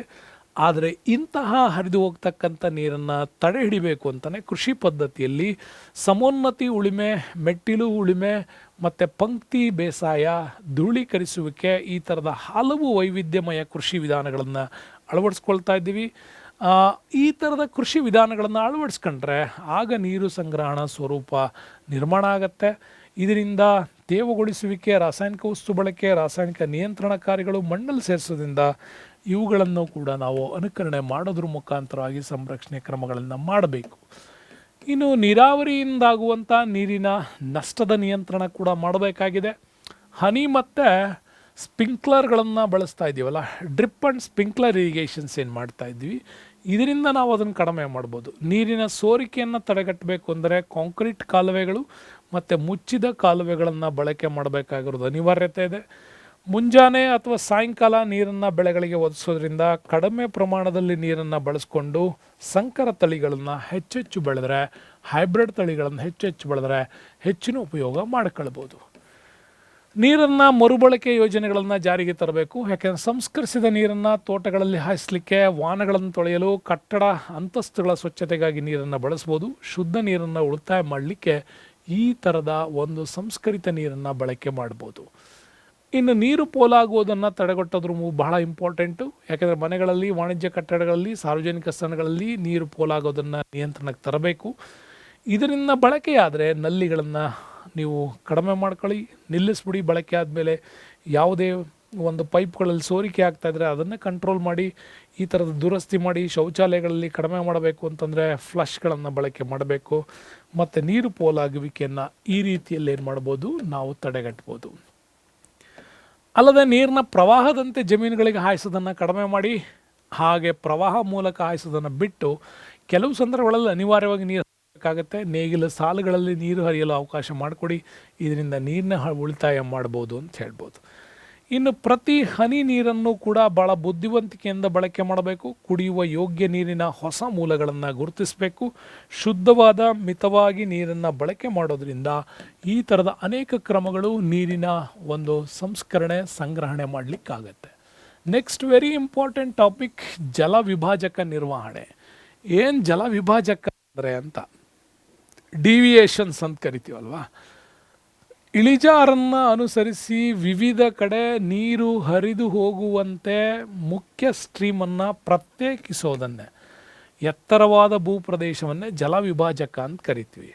ಹರಿತಾ ಇರುವ ನೀರನ್ನು ಇಲ್ಲಿ ಎತ್ತರವಾದ ಪ್ರದೇಶಗಳಿಂದ ನೀರನ್ನು ಹೀಗೆ ಡಿವೈಡ್ ಮಾಡೋದು, ಇದನ್ನು ಜಲ ವಿಭಾಜಕ ಅಂತ ಕರಿತೀವಿ. ಮುಂದೆ ಮತ್ತೆಲ್ಲ ಇವುಗಳನ್ನು ಸಂಗ್ರಹಿಸೋದು. ಆವಾಗ ಇಷ್ಟು ಭೂಪ್ರದೇಶಗಳಿಗೆ ನೀರನ್ನು ಏನು ಮಾಡ್ಬೋದು, ಕೊಡ್ಬೋದು ಅಂತ. ಇದನ್ನು ನಾವು ಡಿವಿಯೇಷನ್ ಆಫ್ ವಾಟರ್ ಅಂತ ಕರಿತೀವಿ. ಸಾಮಾನ್ಯವಾಗಿ ನದಿ ಬಯಲನ್ನು ಗುರುತಿಸುವಂಥ ಗಡಿ ರೇಖೆಗಳಿರ್ಬೋದು. ಜಲ ವಿಭಾಜಕಗಳ ವಿಸ್ತೀರ್ಣ ಕೆಲವು ಕಿಲೋಮೀಟರ್ಗಳಿಂದ ನೂರಾರು ಕಿಲೋಮೀಟರ್ವರೆಗೆ ವಿಸ್ತಾರ ಆಗುತ್ತೆ. ಭಾರತದಲ್ಲಿ ಬಹಳಷ್ಟು ಈ ಥರದ ಜಲ ವಿಭಾಜಕಗಳು ಹಿಮಾಲಯ, ಪಶ್ಚಿಮ ಘಟ್ಟಗಳಲ್ಲಿ ನಾವು ನೋಡ್ತೀವಿ. ಇಲ್ಲಿ ನದಿ ಉಗಮ ಸ್ಥಳಗಳಲ್ಲೇ ಹೆಚ್ಚಾಗಿವು ಕೂಡ ನಮಗೆ ಕಂಡು ಬರ್ತಾವೆ. ಜಲ ವಿಭಾಜಕದ ಪ್ರಾಮುಖ್ಯತೆ ಏನು? ಸಾಮಾನ್ಯವಾಗಿ ಜಲ ವಿಭಾಜಕಗಳು ಈ ನದಿಗಳ ಮೂಲಗಳಾಗಿರೋದ್ರಿಂದ ಇಲ್ಲಿ ಉಗಮಗೊಂಡಂಥ ನದಿಗಳು ನೀರಾವರಿ, ಜಲವಿದ್ಯುತ್ ಉತ್ಪಾದನೆ, ಗೃಹ ಬಳಕೆ, ಒಳನಾಡು ಜಲಮಾರ್ಗ ಹಲವು ಉದ್ದೇಶಗಳಿಗಾಗಿ ಡಿವಿಯೇಷನ್ ಆಫ್ ವಾಟರ್ನ ಬಳಸ್ತಾರೆ. ಈ ಹಿನ್ನೆಲೆಯಲ್ಲಿ ಭಾರತದಲ್ಲಿ ಭೂ ಉತ್ಪಾದನಾ ಸಾಮರ್ಥ್ಯ, ಆರ್ಥಿಕ ಉತ್ಪಾದಕತೆಯಲ್ಲೂ ಕೂಡ ಜಲ ವಿಭಾಗಗಳು ನಮ್ಮಲ್ಲಿ ಬಳಕೆ ಆಗತ್ತೆ. ಇನ್ನು ಜಲ ವಿಭಾಜಕಗಳ ನಿರ್ವಹಣೆ ಅರ್ಥ ನೋಡೋದಾದರೆ, ನೈಸರ್ಗಿಕ ಸಂಪನ್ಮೂಲಗಳಿಗೆ ಕನಿಷ್ಠ ಹಾನಿಯಾಗುವ ಮತ್ತು ಗರಿಷ್ಠ ಉತ್ಪಾದನೆಗಾಗಿ, ನೋಡಿ, ಕನಿಷ್ಠ ಹಾನಿ, ಗರಿಷ್ಠ ಉತ್ಪಾದನೆ, ಈ ಎರಡು ಕ್ರಮಗಳಿಗಾಗಿ ನೆಲ ಜಲ ಸಂಪನ್ಮೂಲಗಳನ್ನು ವಿವೇಚನಾಪೂರ್ಣವಾಗಿ ಬಳಕೆ ಮಾಡೋದನ್ನೇ ಜಲ ವಿಭಾಜಕ ನಿರ್ವಹಣೆ ಅಂತ ಕರೀತಾರೆ. ಜಲ ವಿಭಾಜಕ ನಿರ್ವಹಣೆ ಭಾಳ ಫೋರ್ಸಾಗಿ ಒಂದೇ ಕಡೆ ನೀವು ಹರಿಸಿದ್ರಿ ಅಂತಂದರೆ ಗರಿಷ್ಠ ಹಾನಿ ಆಗುತ್ತೆ. ಹಾಗಾಗಿ ಅದನ್ನು ವಿಭಜನೆ ಮಾಡಿದ್ರೆ ಕನಿಷ್ಠ ಹಾನಿ ಆಗುತ್ತೆ. ಒಂದೇ ಕಡೆ ಹರಿದು ಹೋಗೋದ್ರಿಂದ ಕನಿಷ್ಠ ಭೂಮಿಗೆ ನೀರಾವರಿ ಆಗುತ್ತೆ. ಬಟ್ ಬೇರೆ ಕಡೆ ಡಿವಿಯೇಷನ್ ಮಾಡೋದ್ರಿಂದ ಗರಿಷ್ಠ ಉತ್ಪಾದನೆ ಆಗುತ್ತೆ. ನೀವು ಎತ್ತಿನ ಹೊಳೆ ಈಗ ನೋಡ್ತಾ ಇದ್ದಿರಲ್ಲ, ಅದು ಆ ಥರದ ಗರಿಷ್ಠ ಉತ್ಪಾದನೆಗಾಗಿ ನೆಲ ಜಲ ಸಂಪನ್ಮೂಲಗಳನ್ನು ಭಾಳ ವಿವೇಚನಾಪೂರ್ಣವಾಗಿ ಬಳಕೆ ಮಾಡೋದನ್ನು ಜಲ ವಿಭಾಜಕ ನಿರ್ವಹಣೆ ಅಂತ ಕೂಡ ಕರೀತಾರೆ. ಒಂದು ನಿರ್ದಿಷ್ಟ ಭಾಗದಲ್ಲಿರುವ ನಿವಾಸಿಗಳ ಜೀವನದ ಗುಣಮಟ್ಟವನ್ನು ಸುಧಾರಿಸುವ ಸಲುವಾಗಿ ಇದನ್ನು ನಮ್ಮಲ್ಲೇನು ಮಾಡಲಾಗುತ್ತೆ, ಬಳಸಲಾಗತ್ತೆ. ಜಲ ವಿಭಾಜಕ ನಿರ್ವಹಣೆಯ ಅವಶ್ಯಕತೆ ನೋಡಿ, ಇತ್ತೀಚಿನ ವರ್ಷಗಳಲ್ಲಿ ಜಲ ವಿಭಾಜಕಗಳು ಹಲವು ವಾತಾವರಣಗಳಿಂದಾಗಿ ಹಾನಿಗೊಳಗಾಗ್ತಾ ಇದೆ. ಅವೈಜ್ಞಾನಿಕ ಭೂಬಳಕೆ, ಅತಿಯಾಗಿ ಮೇಯಿಸುವಿಕೆ, ಅರಣ್ಯನಾಶ, ಗಣಿಗಾರಿಕೆ ವರ್ಗಾವಣೆ, ಬೇಸಾಯ, ಮಣ್ಣಿನ ಸವೆತ ಇತ್ಯಾದಿ ವಿಧಾನಗಳಿಂದಾಗಿ ಜಲಸಂಪನ್ಮೂಲ ನಮ್ಮಲ್ಲಿ ಬರಿದಾಗ್ತಾ ಇದೆ. ಹಾಗಾಗಿ ಇದರ ನಿರ್ವಹಣೆ ತುಂಬ ಅಗತ್ಯ. ಇನ್ನು ಜಲ ವಿಭಾಜಕದ ನಿರ್ವಹಣೆ ರಾಷ್ಟ್ರದ ಆರ್ಥಿಕತೆ, ನಿರಂತರ ನೀರಿನ ಪೂರೈಕೆ ಅವಶ್ಯಕ. ಮೊದಲು ಇವುಗಳನ್ನು ಸಂಪೂರ್ಣವಾಗಿ ಮಾಡಲಿಕ್ಕಾಗಿದೆ ಸಮಗ್ರ ಜಲ ವಿಭಾಜಕ ನಿರ್ವಹಣೆ ದಾಮೋದರ ನದಿ ಕಡಿಮೆ ನಿಗಮದಿಂದ ಸ್ಥಾಪನೆ ಮಾಡಿದ್ರಿ. 1949ರಿಂದ ಈ ಪ್ರಾಜೆಕ್ಟ್ ನಮ್ಮಲ್ಲಿ ರೆಡಿ ಇದೆ. ಇನ್ನು ಜಲ ವಿಭಾಜಕ ನಿರ್ವಹಣೆ ವಿಧಾನಗಳಿಗೆ ಬಂತಂದರೆ ಫಸ್ಟ್ ಒನ್, ನೀರಿನ ಕೊಯ್ಲು ಮಾಡಬೇಕು ನೀವು. ಯಾಕೆಂದರೆ ಸಿಹಿ ನೀರಿನ ಬಳಕೆಯನ್ನು ನಾವು ಸಂಗ್ರಹಣೆ ಮಾಡಬೇಕಾಗಿದೆ. ಕಡಿಮೆ ಮಳೆ ಬೀಳುವ ಪ್ರದೇಶಗಳಲ್ಲಿ ಬೇಸಿಗೆಯಲ್ಲಿ ನೀರನ್ನು ಬಳಸಿಕೊಳ್ತಕ್ಕಂಥ ಮೂಲ ಉದ್ದೇಶದಿಂದಾಗಿ ನಾವು ಏನು ಮಾಡಬೇಕು ಅಂತಂದರೆ, ಒಂದು ವಾಟರ್ ಹಾರ್ವೆಸ್ಟಿಂಗ್, ನೀರಿನ ಕೊಯ್ಲು ಮಾಡ್ತಕ್ಕಂಥದ್ದು. 2 ಅರಣ್ಯೀಕರಣ ಮತ್ತು ಅರಣ್ಯ ಕೃಷಿಯನ್ನು ಡೆವಲಪ್ಮೆಂಟ್ ಮಾಡ್ತಕ್ಕಂಥ ಯೋಜನೆ. ಮಣ್ಣಿನ ಸವಕಳಿ ಮತ್ತು ತಡೆಗಟ್ಟಬೇಕು, ಮಣ್ಣಿನ ತೇವಾಂಶವನ್ನು ಕೂಡ ಕಾಯ್ದುಕೊಳ್ಬೇಕು. ಇನ್ನು 3ನೇದಾಗಿ ವೈಜ್ಞಾನಿಕ ಮತ್ತು ಗಣಿಗಾರಿಕೆ ಮತ್ತು ಕಲ್ಲು ಗಣಿಗಾರಿಕೆ. ನೋಡಿ, ಇವೆರಡನ್ನೂ ಕೂಡ ಜಲವಿಭಾಜಕ ಉದ್ದೇಶಗಳ ಮೇಲೆ ವಿನಾಶಕಾರಿ ಪರಿಣಾಮವನ್ನು ಬೀಳ್ತವೆ. ಹಾಗಾಗಿ ಸೂಕ್ತವಾಗಿ ಇವುಗಳನ್ನು ಮಾಡೋದ್ರಿಂದ ಜಲವಿಭಾಜಕಗಳಿಗೆ ತೊಂದರೆ ಆಗದಂತೆ ಇದನ್ನು ನೋಡ್ಕೊಳ್ಬೋದು. ಇನ್ನು ಯಾಂತ್ರಿಕ ಕ್ರಮಗಳು ನಮ್ಮಲ್ಲಿ ಬದುಗಳನ್ನು ಹಾಕೋದು, ಮೆಟ್ಟಿಲುಗಳನ್ನು ಹಾಕೋದು, ಪಾತಿಗಳನ್ನು ಮಾಡೋದು, ಬದುಗಳು, ಸಮೋನ್ನತಿ ಉಳುಮೆ ಮಾಡೋದು ಮತ್ತು ಸ್ಟ್ರಿಪ್ ಬೇಸಾಯ ಅಂತ ಪಟ್ಟಿ ಬೆಳೆ ಪದ್ಧತಿ, ಇವುಗಳನ್ನೆಲ್ಲ ಮಾಡೋದರಿಂದ ಜಲವಿಭಾಜಕ ಪ್ರದೇಶದ ಇಳಿಜಾರುಗಳಲ್ಲಿ ಮಣ್ಣಿನ ಸವೆತವನ್ನು ತಡೆಗಟ್ಟಬಹುದು. ಇನ್ನು ಸಾರ್ವಜನಿಕರು ಪಾಲ್ಗೊಳ್ಳುವಿಕೆ ಇದೆ. ಮಣ್ಣಿನ ಸವೆತವನ್ನು ಮತ್ತು ಇತರೆ ರೀತಿಯ ಜಲವಿಭಾಜಕ ವ್ಯವಸ್ಥೆಯನ್ನು ನಾವು ಸಂರಕ್ಷಣೆ ಮಾಡಬೇಕು ಅಂದರೆ ರೈತರು, ಬುಡಕಟ್ಟು ಜನಾಂಗದವರು ಸೇರಿದಂತೆ ಸ್ಥಳೀಯ ಜನರು ಕೂಡ ಇದರಲ್ಲಿ ತೊಡಗಿಸಿಕೊಳ್ಳೋದ್ರಿಂದ ಜಲವಿಭಾಜಕ ನಿರ್ವಹಣೆಯನ್ನು ಇಲ್ಲಿ ಹೆಚ್ಚಾಗಿ ಮಾಡ್ಬೋದು. ಇನ್ನು ಮಳೆ ನೀರಿನ ಕೊಯ್ಲು ನೋಡೋಣ. Rain harvesting. ಏನು ಮಳೆ ಕೊಯ್ಲು ಅಂದರೆ, ಮಾನವ, ಪ್ರಾಣಿ ಮತ್ತು ಸಸ್ಯಗಳ ಅವಶ್ಯಕತೆಗೆ ನೀರನ್ನು ಶೇಖರಣೆ ಮಾಡೋದು. ಶೇಖರಣೆ ಮಾಡೋದ್ರ ಜೊತೆಗೆ ಸಂಗ್ರಹಣೆ ಮತ್ತು ಮಳೆ ನೀರಿನ ಕೊಯ್ಲು ಅಂತಲೂ ಕೂಡ ಅದನ್ನು ಕರೀತಾರೆ. ಇದು ಮಳೆಯ ನೀರು ಬಿದ್ದು ಹರಿದು ಹೋಗಿ ಹಾಳಾಗೋದಕ್ಕಿಂತ ಮುಂಚೆ ಭೂಮಿಯ ಮೇಲ್ಭಾಗದಲ್ಲಿ ಅಥವಾ ತಳದಲ್ಲಿ ಜಲೀಯ ಉಪಸ್ತರಗಳಲ್ಲಿ ನೀರಿನ ಶೇಖರಣೆ ಸಂಗ್ರಹಗೊಳ್ಳೋದು. ಹೀಗೆ ಕೇವಲ ನೀರಿನ ಲಭ್ಯತೆಯನ್ನು ಹೆಚ್ಚಿಸೋದಕ್ಕಾಗಿ ಮತ್ತು ಕುಸಿತಾ ಇರತಕ್ಕಂಥ ಅಂತರ್ಜಲ ಮಟ್ಟವನ್ನು ಹೆಚ್ಚೋದಕ್ಕಾಗಿ ಈ ರೈನ್ ಹಾರ್ವೆಸ್ಟಿಂಗ್ ಪದ್ಧತಿ ಇದೆ. ಇನ್ನು ನೀರಿನ ನಿರ್ವಹಣೆ ಮತ್ತು ಸಂರಕ್ಷಣೆಗಾಗಿಯೂ ಕೂಡ ಹಲವು ಕ್ರಮಗಳನ್ನು ಅಳವಡಿಸಲಾಗುತ್ತೆ. ಪರಿಣಾಮಕಾರಿಯಾದಂಥ ಕೆಲವು ವಿಧಾನಗಳು ನಮ್ಮಲ್ಲಿದೆ. ಭಾರತ ಮತ್ತು ಅಭಿವೃದ್ಧಿಶೀಲದಂಥ ರಾಷ್ಟ್ರಗಳಲ್ಲಿ ಈ ಥರದ ಉಪಯುಕ್ತ ವಿಧಾನಗಳನ್ನು ನೋಡ್ತೀವಿ. ಮಳೆಯ ನೀರು ಕೆರೆ, ಕುಂಟೆ, ಕೊಳ, ಹೊಂಡಗಳಿಗೆ ಹರಿತಕ್ಕಂಥ ರೂಪದಲ್ಲಿ ಮಳೆ ನೀರನ್ನು ಸಂಗ್ರಹಿಸೋದು ಪ್ರಾಚೀನ ಕಾಲದಿಂದ ರೂಢಿಯಲ್ಲಿರ್ತಕ್ಕಂಥ ಪದ್ಧತಿ. ಇಂತಹ ರೂಢಿಗಳು ಮುಖ್ಯವಾಗಿ ಒಂದು ಕೊರತೆ ಆಗಿದೆ. ಈಗ ಅದನ್ನು ಜಾರಿಗೆ ತರೋದ್ರ ಮುಖಾಂತರವಾಗಿ ಅದನ್ನು ಬದಲಾವಣೆ ಮಾಡಬೇಕು. ರೈನ್ ಹಾರ್ವೆಸ್ಟಿಂಗ್ ಮಾಡೋ ಉದ್ದೇಶ ಏನು, ಯಾಕೆ ಮಾಡಬೇಕು ಮಳೆ ಕೊಯ್ಲು? ಒಂದು, ಮಳೆ ನೀರಿನ ನಿರ್ವಹಣೆ ಮಾಡ್ತಕ್ಕದಕ್ಕಾಗಿ ಮಳೆ ಕೊಯ್ಲು ವಿಧಾನವನ್ನು ನಾವು ಸುಮ್ಮನೆ ನೀರು ಹರಿದು ಹೋಗೋದನ್ನು ತಡೆಗಟ್ಟಬೇಕು. ಇದರಿಂದ ಪ್ರವಾಹ ಸೃಷ್ಟಿಯಾಗತ್ತಲ್ಲ, ಅದನ್ನು ಕೂಡ ತಪ್ಪಿಸ್ಬೋದು. ಅಂತರ್ಜಲ ಮಟ್ಟವನ್ನು ಮಾಡ್ಬೋದು, ಅಂದರೆ ಪುನರ್ಭರ್ತಿಗೊಳಿಸೋದಕ್ಕೆ, ಬಾವಿಗಳನ್ನು ಶಕ್ತಗೊಳಿಸೋದಕ್ಕೆ ಉಪಯುಕ್ತ. ನೀರಿನ ಬೇಡಿಕೆಯನ್ನು ಪೂರೈಸ್ಬೋದು ಮತ್ತು ಮೇಲ್ಮೈ ನೀರಿನ ಕೊರತೆ ಏನಾಗ್ತಾ ಇದೆ ಅದನ್ನು ಕೂಡ ತಪ್ಪಿಸ್ಲಿಕ್ಕೆ ಇದನ್ನು ಮಾಡ್ಬೋದು. ಕೆಲವೊಮ್ಮೆ ನಮಗೆ ಅಂತರ್ಜಲ ಉಪ್ಪಾಗುವ ಸಂದರ್ಭದಲ್ಲಿ ಅದನ್ನು ಮಳೆ ಕೊಯ್ಲು ವಿಧಾನದಿಂದ ಮಿತಗೊಳಿಸೋದಕ್ಕೂ ಕೂಡ ಸಾಧ್ಯ ಆಗುತ್ತೆ. ಇನ್ನು ಅಂತರ್ಜಲದ ಮಾಲಿನ್ಯ ಏನಾಗ್ತಾ ಇದೆ, ಆ ಅಂತರ್ಜಲದ ಮಾಲಿನ್ಯವನ್ನು ಕಡಿಮೆ ಮಾಡಬೇಕು ಅಂತಂದರೆ ನಾವು ಉತ್ತಮ ಗುಣಮಟ್ಟದ ನೀರಿನ ಸಾಮರ್ಥ್ಯವನ್ನು ಬೆಳೆಸಬೇಕು. ಇನ್ನು ಮೇಲ್ಮೈ ನೀರಿನ ಕೊರತೆಯನ್ನು ಹೋಗಲಾಡಿಸಿ ನೀರಿನ ಕೊರತೆಯನ್ನು ಪೂರೈಕೆ ಮಾಡೋದಕ್ಕೂ ಕೂಡ ಅದು ಇಂಪಾರ್ಟೆಂಟ್ ಆಗುತ್ತೆ. ಕೃಷಿ ಉತ್ಪಾದನೆಯನ್ನು ಹೆಚ್ಚಿಸಿ ಒಂದು ಪ್ರದೇಶದ ಪರಿಸರವನ್ನು ಸುಧಾರಣೆ ಮಾಡಬೇಕು ಅಂತಂದರೂ ಕೂಡ ಈ ರೈನ್ ಹಾರ್ವೆಸ್ಟಿಂಗ್ ತುಂಬ ಇಂಪಾರ್ಟೆಂಟ್. ಮಳೆ ಕೊಯ್ಲಿನ 2 ವಿಧಾನಗಳಿದೆ. ಒಂದು ಸ್ವಸ್ಥಾನದಲ್ಲೇ ಆನ್ ಸ್ಪಾಟಲ್ಲೇ ಇದನ್ನು ರೈನ್ ಹಾರ್ವೆಸ್ಟಿಂಗ್ ಮಾಡ್ಬೋದು. ಇನ್ನು ಆ ಮಳೆ ನೀರನ್ನ ಬೇರೆ ಕಡೆ ಪರಸ್ಥಾನ ಪದ್ಧತಿಗಳಲ್ಲೂ ಕೂಡ ಈ ಒಂದು ರೈನ್ ಹಾರ್ವೆಸ್ಟಿಂಗ್ ಮಾಡ್ಬೋದು. ಅಂಥ 2 ವಿಧಾನಗಳಲ್ಲಿ ಮಳೆ ಕೊಯ್ಲು ಪದ್ಧತಿ ಇದೆ. ಒಂದು ಸ್ವಸ್ಥಾನ ಪದ್ಧತಿ ಅಂದರೆ ಎಲ್ಲಿ ಬಿದ್ದ ಮಳೆ ನೀರಿರ್ತದೋ ಆ ಸ್ಥಳದಲ್ಲೇ ಇಂಗಿ ಹೋಗುವಂತೆ ಮಾಡುವ ವಿಧಾನ. ಇದನ್ನು ಸ್ವಸ್ಥಾನ ಮಳೆ ನೀರು ಕೊಯ್ಲು ಪದ್ಧತಿ ಅಂತ ಕರೀತಾರೆ. ಇದನ್ನು ಅನೇಕ ರೀತಿಯಲ್ಲಿ ನಿರ್ವಹಣೆ ಮಾಡ್ಬೋದು. ಒಂದು ಇಂಗು ಗುಂಡಿಗಳು ಅಂತ ಕರಿತೀವಿ, ಒಳಜಿನುಗು ಕುಳಿಗಳು ಅಂತ. ಈ ಇಂಗು ಗುಂಡಿಗಳನ್ನು ಕೃಷಿ ಭೂಮಿಯಲ್ಲಿ ಕುಳಿಗಳನ್ನು ತೋಡಿ ಅವುಗಳಲ್ಲಿ ಮಳೆ ನೀರನ್ನು ಶೇಖರಿಸಿ ಸಂಗ್ರಹಿಸಿ ಅದನ್ನು ನೀರಾವರಿಗೆ ಉಪಯೋಗಿಸ್ತಕ್ಕಂಥದ್ದು. ಹೀಗೆ ಅಂತರ್ಜಲವನ್ನು ಹೆಚ್ಚಿಸೋದಕ್ಕೆ ಮಾಡೋದು. ಇದು ಒಳಜಿನುಗು ಕುಳಿಗಳು ಅಂತ ಕೂಡ ಕರಿತೀವಿ. ಇನ್ನು ಸಮೋನ್ನತಿ ದಿಣ್ಣೆ ಮತ್ತು ತಗ್ಗುಗಳು, ಸಣ್ಣ ತೊರೆ ಮತ್ತು ಹಳ್ಳಗಳಿಗೆ ಅಡ್ಡಲಾಗಿ ಒಡ್ಡುಗಳನ್ನು, ತಗ್ಗುಗಳನ್ನು, ಚೆಕ್ ಡ್ಯಾಮ್ಗಳನ್ನು ನಿರ್ಮಾಣ ಮಾಡಿ ಅಲ್ಲಿ ನೀರನ್ನು ಇಂಗಿಸೋದಿದೆಯಲ್ಲ ಅದಿದು. ಇನ್ನು ಮೇಲ್ಛಾವಣಿ ಮಳೆ ನೀರು ಕೊಯ್ಲು ಅಂತಂದರೆ ಅಂದರೆ ಕಟ್ಟಡಗಳ ಮೇಲ್ಛಾವಣಿ ಮೇಲೆ ಬಿದ್ದಂಥ ಮಳೆ ನೀರನ್ನು ಭೂಗತ ತೊಟ್ಟಿ ಸಂಪ್ಗಳನ್ನು ಮಾಡ್ಕೊಂಬಿಟ್ಟು ಆ ಸಂಪ್ಗಳಿಗೆ ಡ್ರಮ್ಗಳಲ್ಲಿ ನೀರನ್ನು ಶೇಖರಿಸಿ ಸಂಗ್ರಹಿಸಿ ಸ್ವಚ್ಛತೆಗೆ ಈ ನೀರನ್ನು ಬಳಸೋದನ್ನು ನಾವು ಮೇಲ್ಛಾವಣಿ ಮಳೆ ನೀರು ಕೊಯ್ಲು ಅಂತ ಕೂಡ ಕರಿತೀವಿ. ಇದಕ್ಕಾಗಿಯೇ ಭಾಳ ಫೇಮಸ್ ಭಾರತದಲ್ಲಿ the water man of India ಅಂತ ಕೂಡ ಕರಿತೀವಿ ಡಾಕ್ಟರ್ ರಾಜೇಂದ್ರ ಸಿಂಗ್ ಅವ್ರನ್ನ. ಮೆಗಾಸೆ ಮತ್ತು ವಿಜೇತರು ಕೂಡ ಇವರೇನು ರಾಜಸ್ಥಾನದಲ್ಲಿ ಚೆಕ್ ಡ್ಯಾಮ್ ನಿರ್ಮಾಣ ಮಾಡೋದ್ರ ಮುಖಾಂತರ ಈ ಮಳೆ ಕೊಯ್ಲು ಪದ್ಧತಿಯನ್ನು ತುಂಬ ಸ್ಟ್ರಾಂಗ್ ಆಗಿ ಡೆವಲಪ್ ಮಾಡ್ತಾರೆ. ಇನ್ನು ಪುನಃ ಪರಸ್ಥಾನ ಪದ್ಧತಿ ಅಂತ, ಸ್ವಸ್ಥಾನದಲ್ಲಾಯಿತು, ಪರಸ್ಥಾನದಲ್ಲಿ ಹರಿಯುತ್ತಿರುವ ನೀರನ್ನು ಸಂಗ್ರಹಿಸುವುದು ಮಳೆ ನೀರು ಕೊಯ್ಲಿನ ಮತ್ತೊಂದು ವಿಧಾನ. ಚೆಕ್ ಡ್ಯಾಮ್ ಅಥವಾ ಬೃಹತ್ ಇಂಗು ಗುಂಡಿಗಳನ್ನು ನಿರ್ಮಾಣ ಮಾಡ್ಕೊಂಡು ನೀರು ಸಂಗ್ರಹಣ ಮಾಡ್ತಕ್ಕಂಥದ್ದು ತುಂಬ ವೆಚ್ಚದಾಯಕ, ಆದರೂ ಮಾಡಬೇಕು. ಮಳೆ ನೀರು ಕೊಯ್ಲು ವಿಧಾನಗಳು ನಗರ ಪ್ರದೇಶಗಳಿಂದ ಗ್ರಾಮೀಣ ಪ್ರದೇಶಗಳಲ್ಲಿ ತುಂಬ ವಿಭಿನ್ನವಾಗಿ ನಮ್ಮಲ್ಲಿ ಜಾರಿಗೆ ತರ್ಬೋದು. ಇನ್ನು ನಗರ ಪ್ರದೇಶಗಳಲ್ಲಿ ಕಟ್ಟಡಗಳ ಮೇಲ್ಛಾವಣಿಗಳ ಮೇಲೆ ಬೀಳತಕ್ಕಂಥ ಮಳೆ ನೀರನ್ನು ಸಂಗ್ರಹಿಸಿಬಿಟ್ಟು ಪುನರ್ಭರ್ತಿ ಮಾಡೋದಕ್ಕೋಸ್ಕರ ಕುಳಿಗಳಿಗೆ, ತಗ್ಗುಗಳಿಗೆ, ಕೊಳವೆ ಬಾವಿಗಳಿಗೆ ಇವುಗಳ ಮುಖಾಂತರ ಸಂಗ್ರಹ ಮಾಡೋದು.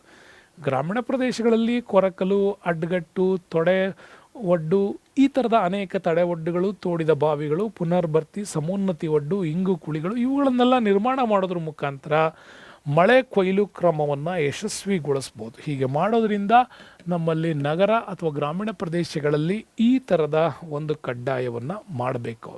ಹಾಗಾಗಿ ಇಂಥ ಅದ್ಭುತವಾಗಿರ್ತಕ್ಕಂತಹ ಒಂದು ವಿಡಿಯೋಗಳನ್ನು ನೋಡಬೇಕು ಅಂದರೆ thanks for watching, stay tuned. ಇಂಥ ಅದ್ಭುತವಾದಂಥ ವಿಡಿಯೋಗಳು ನಿಮಗೋಸ್ಕರ ಬರ್ತಾ ಇರ್ತವೆ. ಸಾಧನ ಸ್ಕೂಲಲ್ಲಿ ಮರಿಬೇಡಿ, ಇಂಥ ಚಾನಲ್ನ ಸಬ್ಸ್ಕ್ರೈಬ್ ಮಾಡ್ಕೊಳ್ಳಿ. ನಿಮ್ಮೆಲ್ಲ ಸ್ನೇಹಿತರಿಗೂ ಹೇಳ್ತೀನಿ ಅಂತ ಈ ವಿಡಿಯೋಕ್ಕೆ ಧನ್ಯವಾದಗಳು.